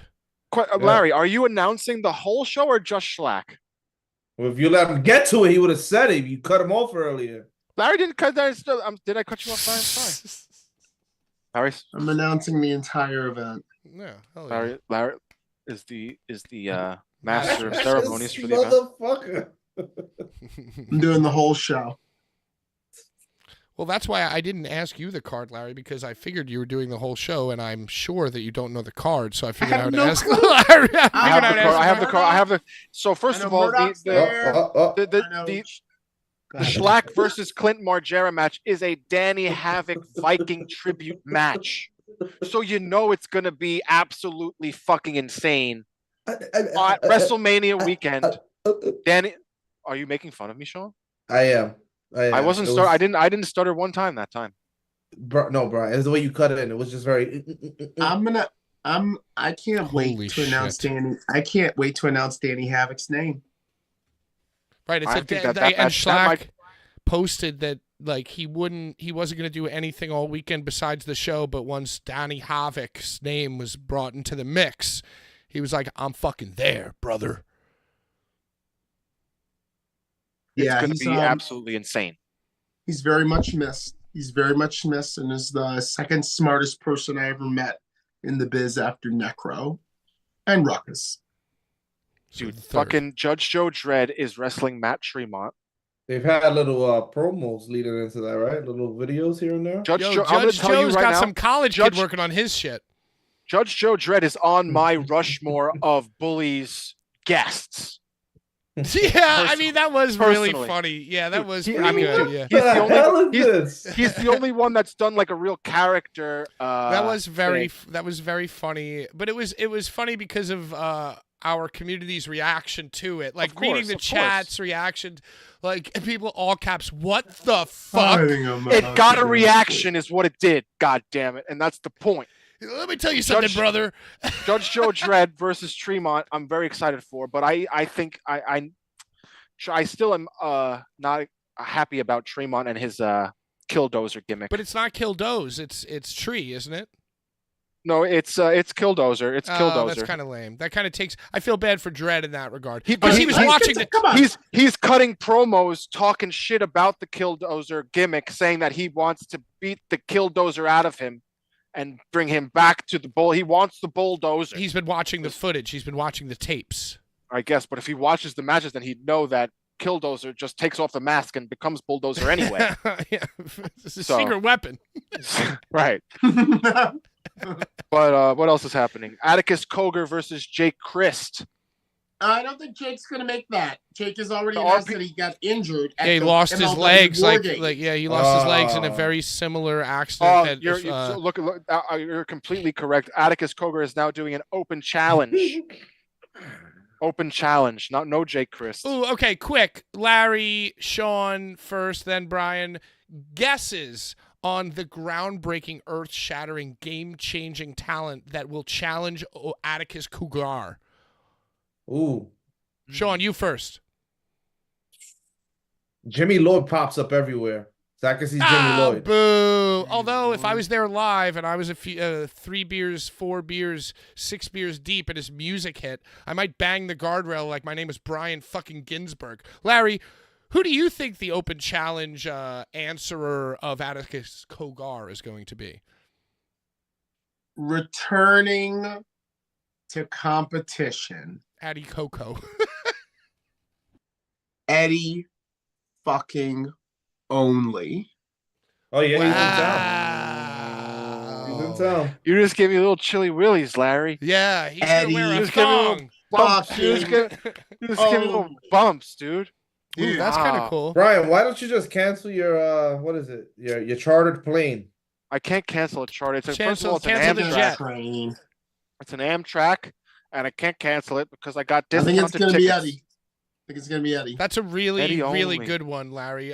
Brian, clear your mind of what Larry just said and Sean just said, and give me one for Addy Coco. Who's going to answer the Addy Coco Open Challenge? I'm going to say it's going to be little Gap model, little Justin Bieber Gap model turned deathmatch wrestler because he didn't learn how to play guitar. All right, I have an A and a B. Can I do an A and a B? Go ahead. Do what you want. I'm doing A. Do whatever you fucking want.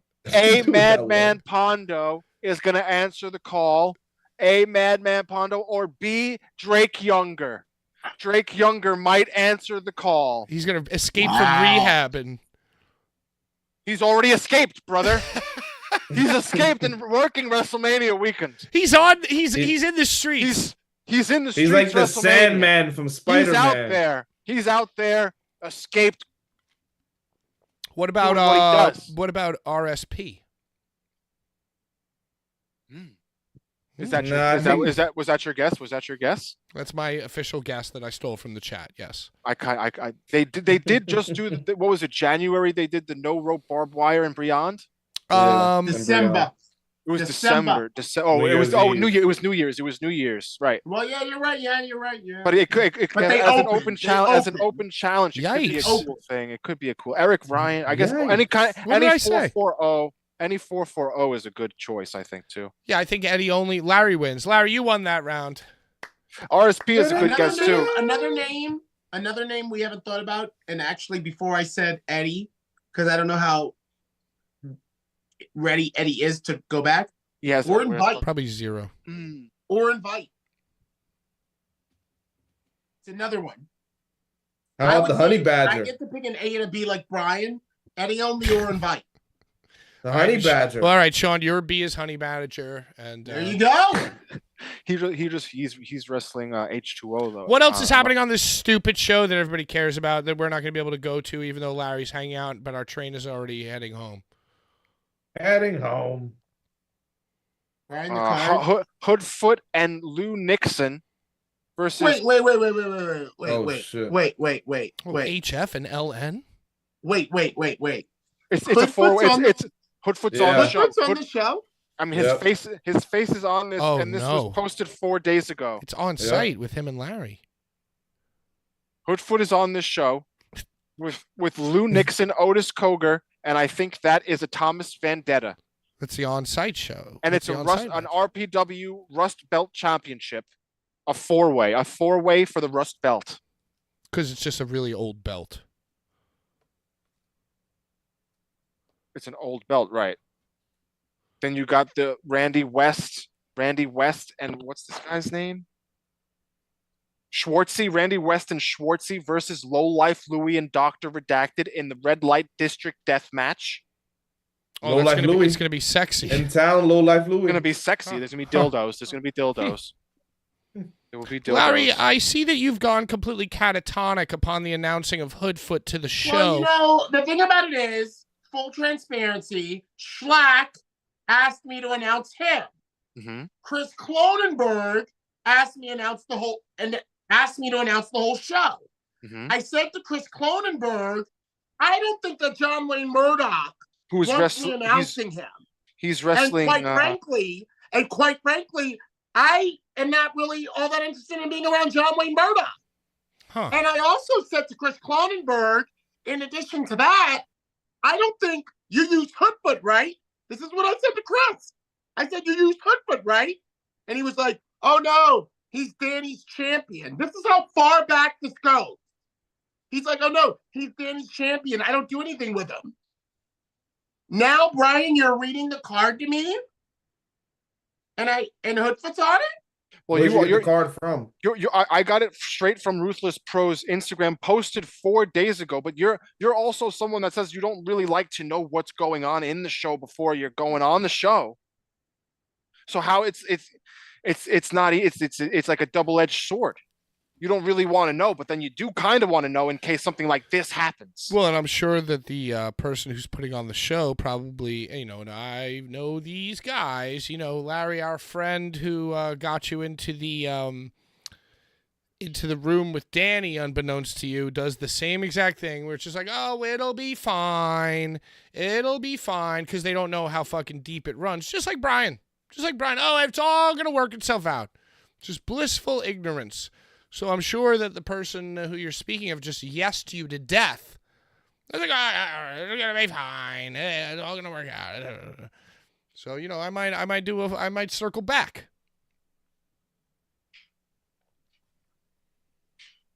Hoodfoot was the RPW champion. What'd you say? Hoodfoot was the RPW champion up until March. He lost it to Atticus. Did he not? I think he lost it to Atticus. Addy Coco is my new favorite thing to say. Addy Coco. Coco Brothers. They're going to have a... Yo, what is it in Zoolander? They're going to have a walk-off. The walk-off? Adgus, Kogar, and RSP are going to have a walk-off. Larry, all right, you look very unexcited about this show now. I think he's upset of not being informed of things prior to. Once again, said card Brian being. But of course, Brian. Of course, I guess Brian's like, oh well, you like to not know what's going on. I didn't. Even though I just sat here and told you that before I agreed to do the whole show. I just told you. When all I was asked to do was put out slack. You still side with that motherfucker, and you want to throw it in my face that I like to not know what's going on? That's not what I'm doing. I'm playing a devil's advocate. I'm not doing that. That's not what I'm doing. I'm just merely being a devil's advocate. And just saying, because you do. Me saying that you don't like to know what's going on is different if you have beef with somebody. So me saying that, I shouldn't have said that. I shouldn't have said that. Brian, because I asked. I brought it up. Yes, Brian. You asking changes it, because if you that changes everything. That's what I said before you said what you said. I'm also drinking and smoking, and I'm sorry. It is hitting me right now. Oh, the beatbox again. It's the blame it on the beatbox. I forget. We're in the heat of a conversation. I forget. I didn't remember that you had asked specifically. So then there should be no reason that you should be asked to do the whole show if you said that you didn't want to do it for this specific reason. I don't believe Hoodfoot was on the show when Chris got me to agree to do it. I think this match for the Rust Belt Championship might have been announced for a minute. It's just a very old belt. Blame it on the beat. Blame it on the box. Brian does the shit. He just don't stop. This is 6 days. This is 6 days ago with the graphic of the match. 6 days ago. With the match of the 4-way match with Hoodfoot's face on it 6 days ago. I don't know if that's when the match got announced 6 days ago and if that changes things, but that's what it is. The realization is hitting me like a ton of bricks. We're going down to Philly for this Brian's birthday. We're about to have the LOD street fight. My birthday. 4, 4, 5, 4, 6, 4, 7. We're in danger. We're in serious danger. We are all in extreme danger. I wanted to buy a new hat for the weekend, but I think buy a new hat then. I think instead I'm going to buy some bear mace. So it's like, yo, listen, I'll tell you right now, point blank. If you see me at a show and you think it's on site, I'm going to bear mace the fuck away your vision and all those fumes. Those fumes are going to shut down the entire show. But I also, think that's not true. I know several people that want to hug me. Larry's one of them. I'd give you a hug. I don't think no Mo, Brian. Let me ask you this, Brian. Since you know everything. I don't know everything. I just have a thing. Let me ask you this. No. Brian, Pat, why'd you do that, Pat? You know everything. Brian, is Rep Al Moreland announced? No. For the fucking RPW show? He's not. No, I don't know. He might be. Rep Al Moreland? He might be. Brian, don't you dare. Show? Brian. No referee has been formally announced, so I'm not sure. Referees aren't usually announced. I can feel it in my bones. He referees RPW sometimes. Announced. I'm just saying, I don't know. Is that why you're skipping town, Brian? I'm not skipping That's why he's getting out of there before the RPW show. I want to be there with Larry because I come for Larry. I watch New York Undercover, bro. I'm just going to have to arrive. Prepared. You always do. Larry. No, Brian, I don't. Larry, sometimes maybe I'll stay back. Sometimes I arrive and I'm a little late. But I'm just gonna have to arrive prepared. Yeah. Bring your trench coat. The long one. Come on, guns. Come on now, Larry. Listen, you know what I'm talking about, Larry? Maybe some outlaw shit. Maybe some outlaw shit. Omar coming round.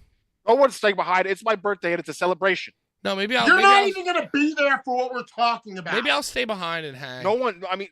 That's not fair, Larry. Maybe I have to go to on work. A Sunday. Maybe I'll hang on a Sunday. There's got to be like there's got to be a non. You can't stay, Patrick. There's tickets that are booked that are unchangeable. Wow. Man, fuck them tickets. Fuck them tickets, Brian. Yeah, why don't you get a bus back for $9? Yeah. You know what's funny? After we go on the Amtrak. Brian, remember when you remember? Okay, Brian, we'll make sure Pat's ass is on the Amtrak. I don't know. Now I kind of want to stay and run interference for Larry. Well, then you're gonna have to get yourself. It's okay. I'll bring somebody. I'll bring somebody. The show sucks. The show's terrible. No, it doesn't. Why would you say that? No, he's been saying it since it started. This show has sucked since it started. You don't say that It is what it is. Do y'all think Seth Rollins is going to come to Underground Arts to catch up with Dylan? Yeah, I do. Yeah, Dylan popped up on him. I think those bands might entice him. Seth Rollinsy. Yo, did you guys watch the CM Punk Ariel thing? No, I saw clips. I saw clips. I did. So good. I watched it. I watched it, and I forgot that Raw was on last night. Yeah, I started watching it and totally forgot that it was Monday night. Sean, did you watch Monday Night Raw? No, I was busy. Jibby had basketball practice. I haven't seen clips, but if there's no clips, there probably wasn't cussing and blood. No, the brother was there. Pork Chop Express was there. He said it was dope. It was in Barclays. It was in Barclays. Bullet Club T-shirts were allowed. And dude, if it was in Barclays, that means it was must-see TV. Yeah, it was dope. Yep. It was dope. It was the largest gate for Monday Night Raw in Barclays Center ever. Remember the time that The Rock just popped up at Barclays Center, like unannounced? I went there for Jibby's birthday, right? And I wound up getting fucking seats in the bleeds. I start walking, and if you ever sat in the bleeds in the Barclays, you know it's one of the most narrowest arenas to like get to your seat to. Bro, I go to take a step. The next thing I know, I'm falling and falling and falling and falling and falling and falling and falling.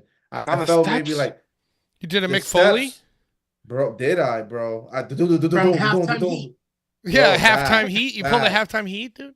Popcorn in the air, cheese is in the air, various freaking cheeses. Tostitos everywhere. Jesus, Jimmy's just watching me fall and just watching me fall, and then I look up and he's laughing at me. Everybody was laughing, bro. The whole section popped. I was like, he's gonna probably have to go to therapy for that. Yeah, it was his birthday too. Oh, Jesus Christ! Yeah, that was dope. We got to see The Rock. That was the night that The Rock did that very awkward backstage segment where he was implying that he had slept with Lana, and he was doing it right in front of Rusev. Hell yeah! And I was wondering, and I watched that. I'm like, yo, I wonder if this is like scripted, or if this is something he's actually referring to that happened. That he's like, Rusev can't do anything but just be in character. He definitely banged her. Rusev might have been there, and it might have to have been on some Hollywood shit. Mm-hmm. I mean, it is a sex cult. Hey. No, it's not. It is. It's like wrestling is a sex cult. Of course, Sean says it's not. All the wrestlers involved in the sex cult. All the top. It's a sex cult where the half the people are having sex. If you're involved in the sex cult, you're going to deny that it's a sex. I'm not even employed there, but I don't think it is. I'm sure you don't know how to control what's in their pants. Right. You're towing the company line because you're hoping to get a job, but surprise. If you've appeared on this show, you'll never get a fucking job. That's what you think. Larry, what else are you doing this weekend? I run Facebooks, bro. Yeah, you ruin it. Hey, Larry, you are going to be there on Thursday at WrestleCon at the table. Then you are going to be at the Eat the Turnbuckle show Thursday night. What are you doing on Friday and Saturday? I'm coming back home. I don't have, y'all. I was at the first one of these, which was 2013, Secaucus, New Jersey. I was at the very first one of these. In between then and now, I've missed a few, mostly while I was with ROH. But the ones that I've been at over the years, it is an exhausting, unbearable, always driving to make it to shit, just getting there in the nick of time, getting past secure, walking in with somebody that's it is so much that I am good. If I don't have buku bucks, you understand what I'm saying? If I don't have Coco to spread all around, bro, I'm getting that bag on Thursday night. I'm getting that bag on Sunday night. Y'all have fun. What if I told you that there was a bed? I don't have time for the Mickey Mouse bullshit. What if I told you that there was a bed available to you on Thursday night and that you were invited to the flagship show afternoon live broadcast? I got Ron Nemi. I am his handler. Oh, right. Ron is doing the Thursday show and the Sunday show. And he's going to have to... Just like me. Ron don't want to spend no whole bunch of money figuring out Thursday, Friday, Saturday. We don't want that. And our Sunday show is in Williamstown. Jersey. That's not Philly. So I'm good. I'm good. Mm-hmm. Yeah. Who's driving? Me. Okay? So what is Ron doing? Ron's not going back home. He's going to be out there in the wild. Ron is with me. Oh, you're bringing him home. Is with me. Yes. I am his handler. Right, okay. We don't have any business. You understand what I'm saying? We don't have any business Friday and Saturday. We're going to go where the business is on Sunday. But now that Brian is gleefully clicking his heels, telling me that fucking Hoodfoot is on the goddamn show, that I have the promoter. I'm just telling you the show, dude. Don't shoot the messenger. What the fuck, dude? You've been Maybe shot. I should take you up on the bed on Thursday. Bang, bang, they shot him down. Bang, bang, bro. What is this? I just tell you the card that's on the internet. You're mad at me clipping my heels. Well, I'm a celebrity, so I should just know. Dude, I didn't just announce. He's just a character. 6 days ago. God damn it. Hey, I can't wait. I don't care. I don't give a shit. I'm 22 years in this shit. Let's go, motherfuckers. Motherfucker. Hey, guys, thanks for watching. It's probably why Schlack probably already knows the bullshit and knows the type of motherfucker that I am. And that's why he was the one that was like, yo, you want to do me and this guy? Yeah. Because, interestingly enough, Schlack is the smartest out of all of us. I mean, he's the smartest and the most talented, obviously. That motherfucker. What's the chat saying? Oh, they're beside themselves. We're going back and forth between being the best show ever. Well, no, it says, no, I'm seeing holy yikes, Batman. This tension is terrible. Joe isn't good enough for Larry. Great hair, but doesn't care to see it in person. But Joe wants me over there? Yeah, Joe requested you to behold his hair in public with Ron. You and Ron, you handle Ron. Hair in public. Yeah. What's happening? Well, look. This was quite the show. Ron and maybe I don't know, dude. I can't think about this. Now we're negotiating. See, we're negotiating here. We'll figure it out. We went from there to here. I gotta talk to everybody. I gotta talk to Chris Cronenberg. I mean, I think this was a pretty good show, pretty good follow-up to any new fans, like a new first experience for any new fans we gained from Sabu. I just want to thank you guys personally for making it memorable. Larry, ironically enough, I know that you like to end at exactly 2 hours. We have 7 minutes left, and I would just like to dive deeper into how you started off the show by saying... You're gonna be calmer than ever, and this has been the most action-packed episode. I've highly enjoyed this whole entire episode. Oh, I'm sure you have. I'm sure you have. You're happy, and Are you kidding me? Eggs, everyone's tears, everyone's fears. You love it. You love it. Because he's set up. He's set up. Look at the fire I caused. That's you. You sicko. That's you.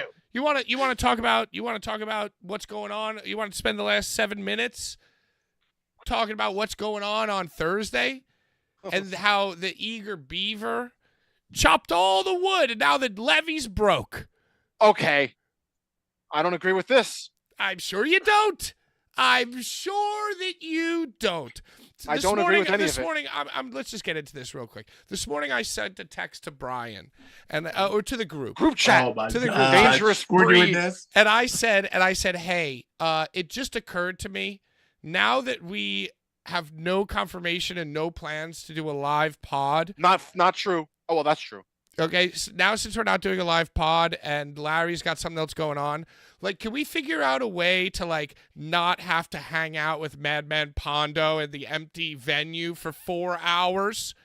It's not going to be empty because there's going to be talent there. Patrick doesn't understand anything, and he just wants to bury me. Last XPW show. Jest. He wants to bury me last in XPW jest, show. Larry. Last XPW show. I was like, yo, what time's the show start? 4 o'clock. What time are we getting there? 10:30 in the morning. You had breakfast, didn't you? Give me a break. Anyway, I thought you guys were going to go get corned beef hash. So eggs. I just simply said, Beef hash. I just simply said, yo, I don't want to have to, like, entertain this guy. Larry. I'm sorry. You If know it what was I'm talking Irish, about, bro. that's straight Irish shit. You're all bastards. You're all bastards. Because if it wasn't for me, there would be nothing happening. Right. If it wasn't for you Bastard. going There off would be the nothing. Bastard. There would be nothing. Ryan. Not you, Larry. Not you, Larry. No, not Not Larry. you, Not Sean. Larry. Not you, Sean. Just you, Patrick. Just me. Just Patrick. I'm Just the Patrick. last one who wants You're the anything to one. happen. So then, If it's only for What me, is that? then why would you do it for me? Because I don't want anything to happen ever. I do. Okay, so I want things to happen. It's I for think you. that we all do, or else we wouldn't be doing a goddamn show. Well, I mean, things definitely have happened. Things have happened. I wore a neck brace on this show. So yeah, because of your own Actions. Right. your own actions and behavior. I make things manifest. But I'm not manifest shit. attacking you. We're going I'm to not have to a fighting timestamp attack that. on What you, did but you I'm say, just saying. Brian? I'm just I saying. manifest shit. So Brian sent Manifest me. shit. Brian sent me a text. So he goes, "Oh, how helpful! Oh, this is not helpful." Blah blah blah. Right, And I 'cause you just helped. And I You just helped. simply said, You "I just tried to help. I just simply said, Brian, I've tried to help." And then I got a text like, "Fucking 10 Commandment tablet." And you know what? Listen, you know, I've done this for a long time. I don't need to read that. I know exactly what it said. Oh, Brian. Bad, Oh, bad job. You know what? Brian. You know what? You know what, Brian? You were on probation. What? I got to figure out. Yep, there you are. You're in jail. now. Jail? Yep. That's post probation. And you're muted. So basically, Brian sent me a fucking biblical text, which I won't read on the air. But it was all about complaining how he's the only one doing anything. But really, in reality, he's the only one doing the things that he wants to do. And I've tried to help. I genuinely have. Larry, Sean, I need you to agree on this with me. Well, Will you back me up that I've tried to help? I've given gentle advice. And look at him. He's like a little turkey. Well, because you put him in jail. put him in You jail, put him in Pat. jail. He's. Figure I, it just, out. what I would love to see is him getting more and more animated and screaming, and Amanda come in and yell at him. Pat. That would be awesome. Pat. All right, let's end the That's show. not going to happen. Let's hear it. Let's hear him. Oh, he's smoking the mouth. So basically, I've tried. He's Smoke smoking with it. him. I've tried to advise. Tried to advise, and he sent me this biblical text, and I just simply said, "Yo, it's this simple. I'll just stay home. I don't even care that much. I'll stay the fuck home. How about that? Who's gonna referee your fucking jerk off dream match then, Brian? Let me guess. You. All right, you're unmuted. Rebuttal? Maybe. Oh, now you're all in jail. How dare you? How dare you get mad at me for only trying to do something fun with my friends on my birthday? That's all I'm going to say. It's not the pot. It's not the pot. No one's helped me. It's not No the one's pot. helped me with anything. I've done everything. I've contacted. Brian, It's not the fact that you want to do something on your birthday. It's that you shoot your load. I come. You're trying to hedge. I come, You're dude. edging this motherfucking cock, and you're just. We're big edgers. You're just coming all over the place. I come. All Pat wants to do is a little foreplay. Dude. Just a little He wants to foreplay. do a little kissy on the nipples. You know, fucking, and you're just like, nuts. That's all over. Sure. This is a reenactment. I don't disagree. I'm a comer. You know what? I'll tell you this. The reason why I don't come, but okay, guys. Okay, with the cum. we gotta pop it on. There would be nothing without my cum. Pop it on this shit. Without my cum, there would be nothing. You know, I think the reason why Schlack, there'd be edging. I think the reason why Schlack hasn't answered my calls this entire time is because he knew that out of the four of us, if he got a call from me, I was going to be asking about like microphones and logistics. So I feel like he's spoken to all of you, but he knew that I was going to ask the tough. Dude, because I am. He would have. He would have. Because you're worried. You're worried about looking bad, and all I'm worried about. Hey, you're worried about looking bad, and I'm worried about just making a funny fucking video. And fuck the world. No worries. Yeah, I lost. There's 30 no pounds, worries. you know? I'm not worried. I'm not worried about people wanting to fight me because fuck them. And I'm not worried about making anything bad. Nothing bad is gonna happen. I'm gonna be there. You're gonna be there. You're gonna be there, and you're gonna be there. That's all that matters. That's all that matters.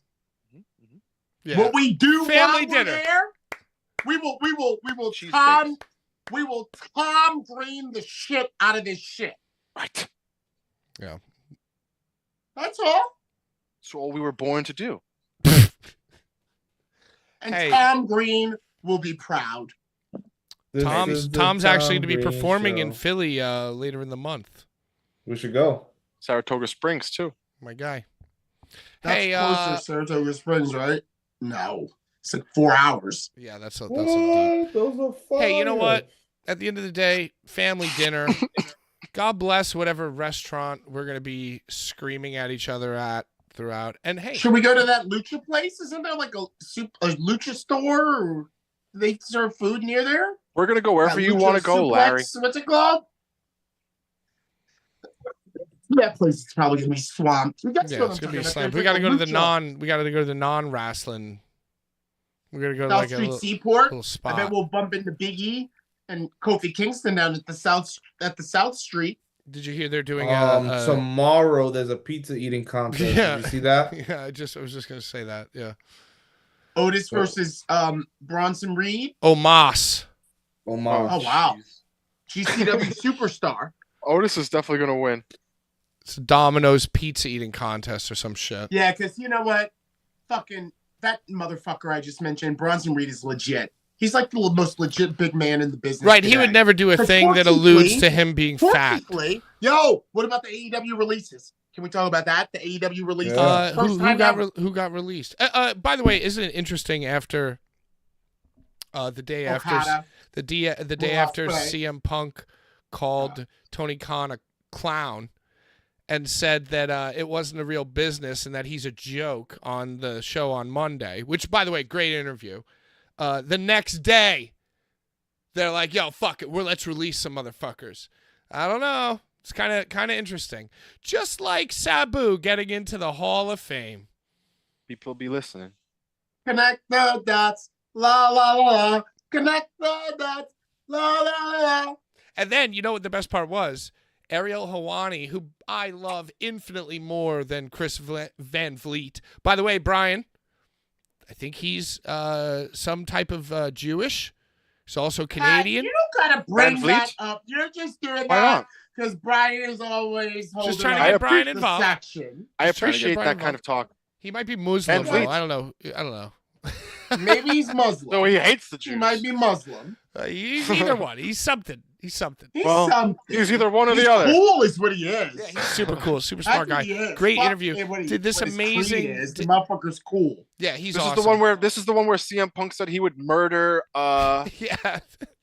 Jungle Boy if he had the chance. Step to him. Adam Page. He said that when Adam Page went off script that he was a professional. But he wanted to double leg him. Yeah. He didn't double leg him and murder him. But then that's what he wanted to do.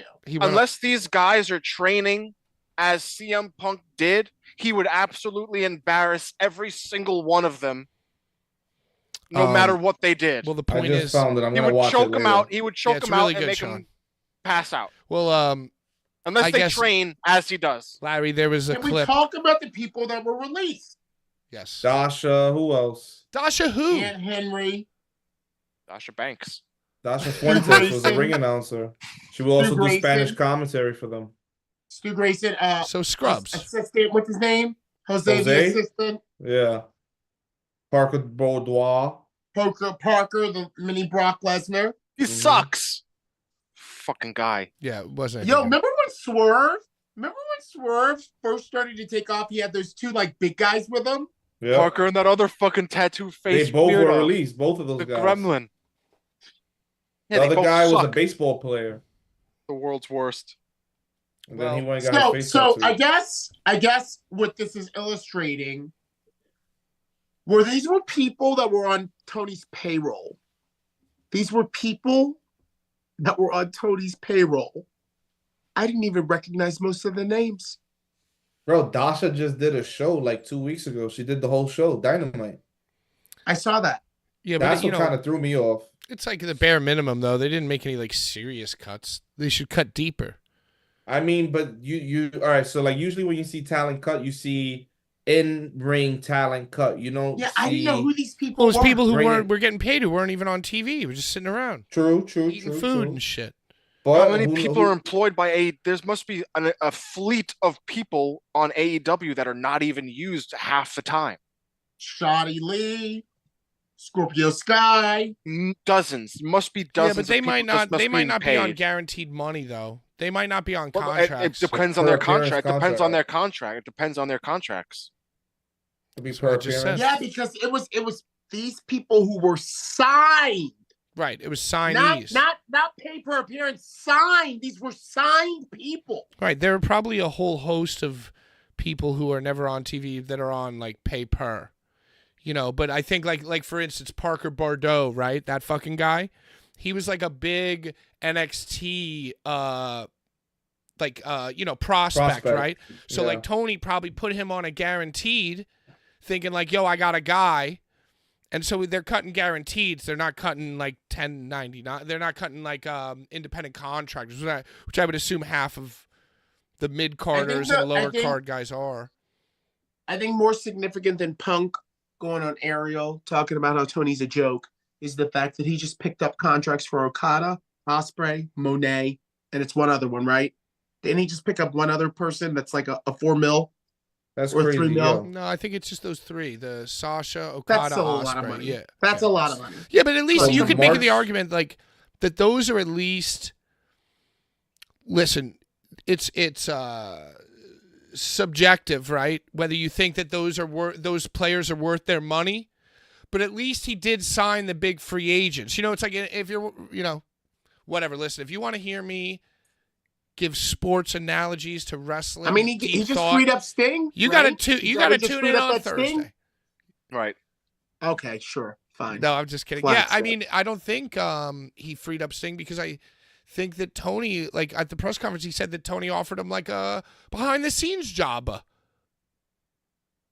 Right away. More money. Or maybe he freed it up. Maybe he paid him the difference. I think you freed him up. Let him go. Edge. I don't know. I don't know. Yo, but the fucking interview with CM Punk was awesome. It was like 90 minutes. I highly recommend that everybody watches it. Yo, love him or hate him. 10 minutes after 9. Yo, and I want to say one more thing. That then the second interview that Ariel did was with Rhea Ripley and Becky Lynch, right? And that wasn't Ariel. Yeah, it was. Yes, it was. Let me tell this story. So the next guest was Rhea Ripley, and they did like a fucking little promo where Becky like ran up on her in the interview. So they did like a work shoot, And Ariel and everybody, like, they broke them up. Like, she interrupted. But wait, so check it out. So, yeah. So they did, like, the CM Punk thing was, like, the realest shit ever. Then the next thing, they did, like, a little program, right? Worky. And then the show goes on. They settle it down. Like, it's Ariel by himself at the end of the show. And he goes, I've been doing this podcast for 10 years. And never once have I been in fear for my life.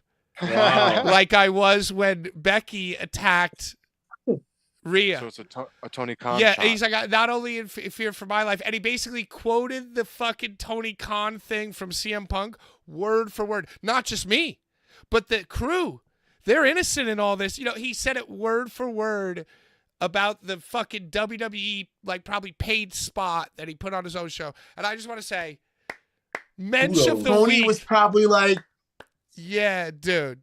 Tony was like, it was, and just the way that this guy delivered this at the very end was so fucking stone cold. yeah, because Tony went on a tirade against Ariel, didn't he? Like when Ariel went right, over they to had a whole WWE to thing. They cover had a whole something, thing. Tony was like, he's the worst journalist ever. Remember that? Like, Well, because Ariel appeared on WWE TV after complaining about Tony Khan's interview. Anyway, Brian, refresh us with the giveaways. Let's get the fuck out of here. I'm gonna watch that too, fellas. Yeah, it's Steven really Richards. good. Watch it. And by the way, if you want more of this deeply thoughtful, minimal Brian type of broadcasting, you can tune in. Yeah, bro, you got me heated, bro. On Friday for the flagship show.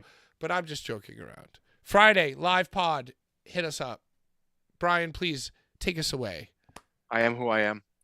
It's the Steven Richards WrestleMania 20 trading card. He's about to suplex Spike Dudley there.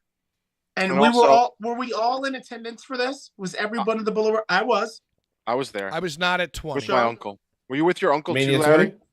20. Yeah. So only Pat, you missed it, huh? Yeah, I wasn't even watching at that point. I was fucking playing music. I wasn't even playing. I was technically playing music, but it was my first band ever. I was a little shitty What drummer. year? 2006? 4. It was 2004. 2004 is WrestleMania 20. Yeah, so Yep, by March 2004, I was on the road, Daddy-o. Let's go. You just graduated high school, right? I was 1 year a New Yorker. I had moved to New York in 2003, August of 2003.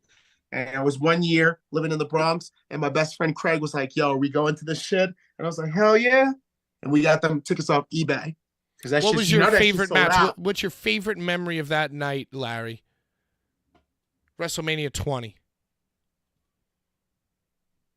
Since you guys all were there. Since you guys were all there. Since you guys were all there. Since you guys were all there and I was the only one not there, I'm going to go around the room like a civilized human being and ask you about your favorite in-person memories and moments. Just one, not A and B, because we're already over time.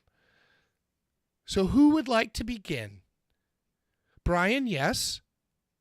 It was my birthday also then. So my favorite match of the night was Undertaker versus Kane. And it was like the big build-up where Undertaker was like coming back from the dead. C-U-M. And he coming obviously. But he hadn't. There was like no Undertaker on like a month or two worth of Raws, and Kane had just been cutting these promos where Undertaker's like sneaking on him, and then he comes back with Paul Bearer. He does the whole fucking minion fucking entrance, legendary shit, and it was maskless Kane. Just best shit. Sean, favorite in-person WrestleMania 20 moment. Memory. All right. So Ultimo Dragon coming out for the Cruiserweight Invitational, and he has some fire. He has fire. He fucking slipped. And he slipped like a little bitch and bust his ass on his WrestleMania debut. And he got up and he literally shrugged it off. Like it was so bad. He literally stood up. He went. I'll never forget that shit, dude. And he ran to the ring. I thought that was funny. Larry, really funny. Close us out with your WrestleMania 20 moment. I'm the only non-hardcore wrestling fan here. I gotta say, like I was just remembering the entire night, and it's two things, bro. It's two things. All right. You see, now this is a good example. A and Hold B. on. Larry gets on. A and B. Let me just get it out. I don't get A and B. Because he's a legend, right? Because he's a legend. Oh, suck a dick, you. Come on. Just like Sabu can say retard, but you can't, Brian. Okay, so then you want me. Okay, and Patrick too. I'll just do one. No, do two. Do two, Larry. A and B. Mm-hmm. So you see these, the fans. I'll the put him in fans jail. see your behavior. Larry, I'll put him in jail right now. The Patrick should be in jail. He's in jail. He's in jail. I put him in jail. Larry, give me A and B right now. Please. I want him out because I want him to hear me. I want him He out. can hear you. He can hear you. He can hear you. I want him to hear me. He can hear you. He was there. He can hear you. He just can't speak. He's in jail. All right. When Trish turned on Jericho and slapped his motherfucking ass, the reaction. Old school mania moment. Bro, the reaction from the crowd when Trish turned on fucking Jericho and slapped his fucking ass. And the fact that, hold on, this is my B, that I was with my best friend Craig, who I also was at WrestleMania 2000 with, to watch Mick Foley lose again. Watch Mick Foley fucking lose again. Bro. And when he loses, it's always the coup de grace of how great whatever the fucking match was. I don't care if it's him and The Rock versus fucking Evolution. I don't care if it's him versus Triple H. Him losing in New York in the Garden, bro. It's like, it's. And I was with my best friend who I was at WrestleMania 2000 with, and we both had that moment where we were just like, oh, fuck, bro. Wait, what did Mick Foley do during WrestleMania 20? And when he's on the mat and he's holding up the fingers to the ref after he loses that match, we're right there with that motherfucker. Like, no, 2, 3. Can I just say how legendary the whole entire card for WrestleMania 20 is? Can I say the matches that happened? Because it might be one of the best WrestleManias. That tag was not lit. What the Rock and Sock? The same tag match. It was Evolution. It was Batista, Ric Flair, and Randy Orton versus The Rock and Mick Foley as the Rock and Sock connection. Yeah, and Mick Foley said that he felt so embarrassed about that match that he trained to come back and do the Edge match, which was lit. I will say that the matches on paper were better than the actual, it was the first ever Bill Goldberg versus Brock Lesnar with Stone Cold Steve Austin. Oh, that's where they didn't do anything? Ref. Is that where they didn't do anything? Yeah, they didn't it was basically they did like a finisher, and that was it. And then Stone Cold stunned everybody. And the crowd was just talking shit about him. Larry, you want to talk about things that influence young people? Think about the way that we're talking about Brian acting, both online and in person. And think about the way that WrestleMania 20 crowd took over the show and completely overshadowed Stone Cold Goldberg versus Brock. Yeah, the crowd paralyzed them. The crowd paralyzed them. They sucked. For a young boy like Brian to witness that, it all makes sense now, dude. Loved it. Right? It was the best shit of my whole life. They were chanting "na na na." It was the best shit ever. We're getting but also philosophical now. John Cena versus Big Show. It was when John Cena beat Big Show and became the United States champion. Eddie Guerrero and Kurt Angle. Eddie Guerrero beat Kurt Angle. Chris Benoit versus Triple H versus Shawn Michaels. Donald Trump was in attendance. Money fell from the ceilings. Money. Holly was shaved bald. Money. Oh, the fucking and Tori Wilson and Sable and Stacy Keibler, and there was a roll up in the butts. There was butts. What was the Molly Holly match? Victoria versus Molly Holly, hair versus hair for the women's championship. One on. Yeah, they shaved Molly Holly. What was the main event? The triple threat. Shawn, Triple H, and Benoit. And Benoit won. Yeah. Benoit won, dude. Yeah, Eddie and Kurt. Triple H tapped his little hand, dude. Bloody as fuck. Everybody bleeding. Triple H wore the main event whites that night. Oh yeah, everybody was talking about his boots. White. Everybody was talking used to about break the out for boots. Mania. Them white with the black iron crosses on them. Yep. Wow. Legendary shit. Yo, dude. I might. Legendary Pat, where shit. did you go? You guys are Pat, getting me get us hyped. out of Like here, I okay? might go back Dude, and watch this. Gotta tonight. finish the story. WrestleMania 20, one of the best ever, bro. 100%. It was like 10 times 2, and this one's going to be like 20 times 2 or 10 times 4. Right. Whoa. 10 was legendary. 10 is my all-time favorite. Should be. The Eddie and Chris hug.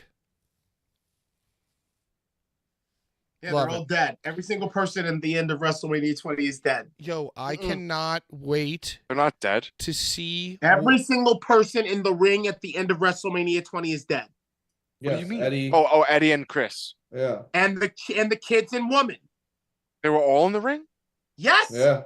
Oh, jeez. I don't remember. I see. You I didn't know was. that? Every Dude, single person. dude, I was so young, and I was, dude, for that, I was in the, like, I had good seats, but then for the main event, my uncle brought me down to, The lower bowl. he snuck me like a good uncle would. And Hit him in the I- bongos. Was that your first dude, pay-per-view? It was my one and only ever, dude. I've never ever been to any other pay-per-view besides WrestleMania 20. And Brian, my uncle who passed away a few years ago, my first pay-per-view was King of the Ring 94, and he took me, the one that Owen Hart won. My uncle who passed away a few years ago. Whose suit you wore? Uncles, bro. That's right. My uncle's bongo. I bring my uncle's bongos. My uncle's bongos are gonna come with me. Larry wore They're his. gonna be there on my birthday. Larry wore his. At that show that has never seen the light of day. Yeah, Larry wore his uncle's suit, and it looked like he dropped 200 pounds. It was just swimming I in thought this it was suit. gonna fit me. Yeah, he looked like he had a tiny little head. It was awesome.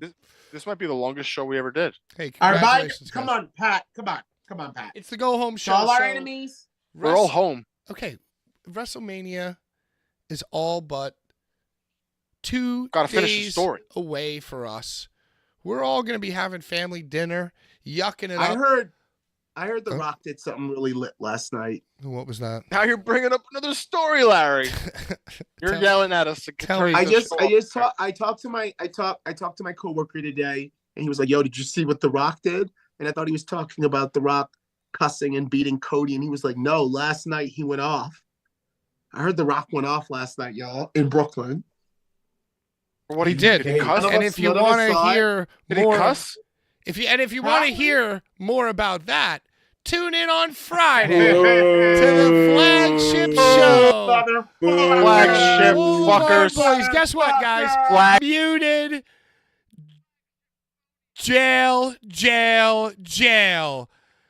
I can no longer hear you, and neither can anybody else. You're screaming in my ear, but I'm not going to pay attention because WrestleMania is upon us. And we are all going to have a beautiful family dinner. We're going to rock Thursday and produce a video for you guys, regardless of how terrible the planning has been. We're going to rock it. And I want everybody.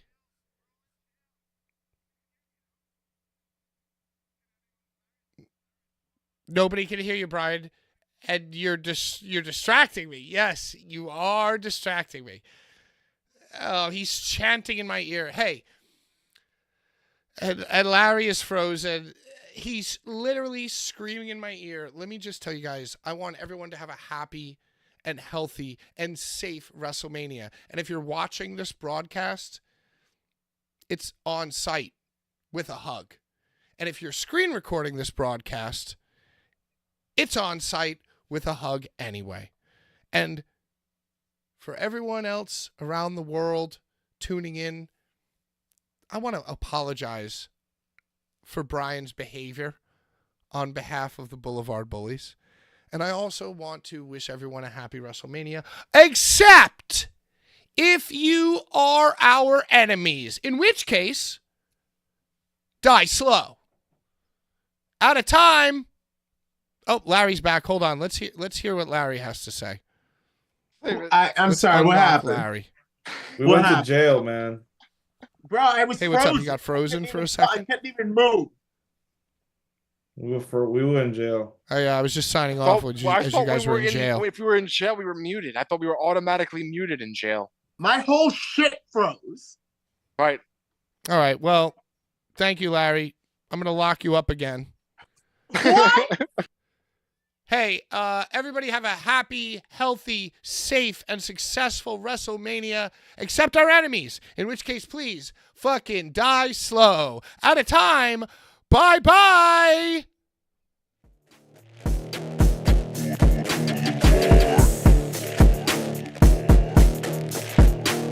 Jesus fucking Christ.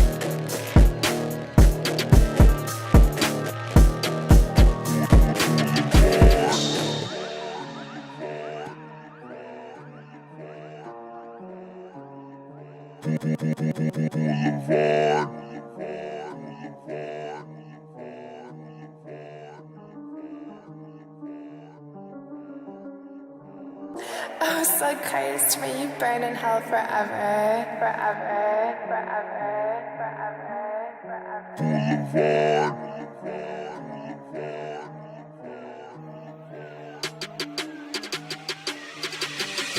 Boulevard.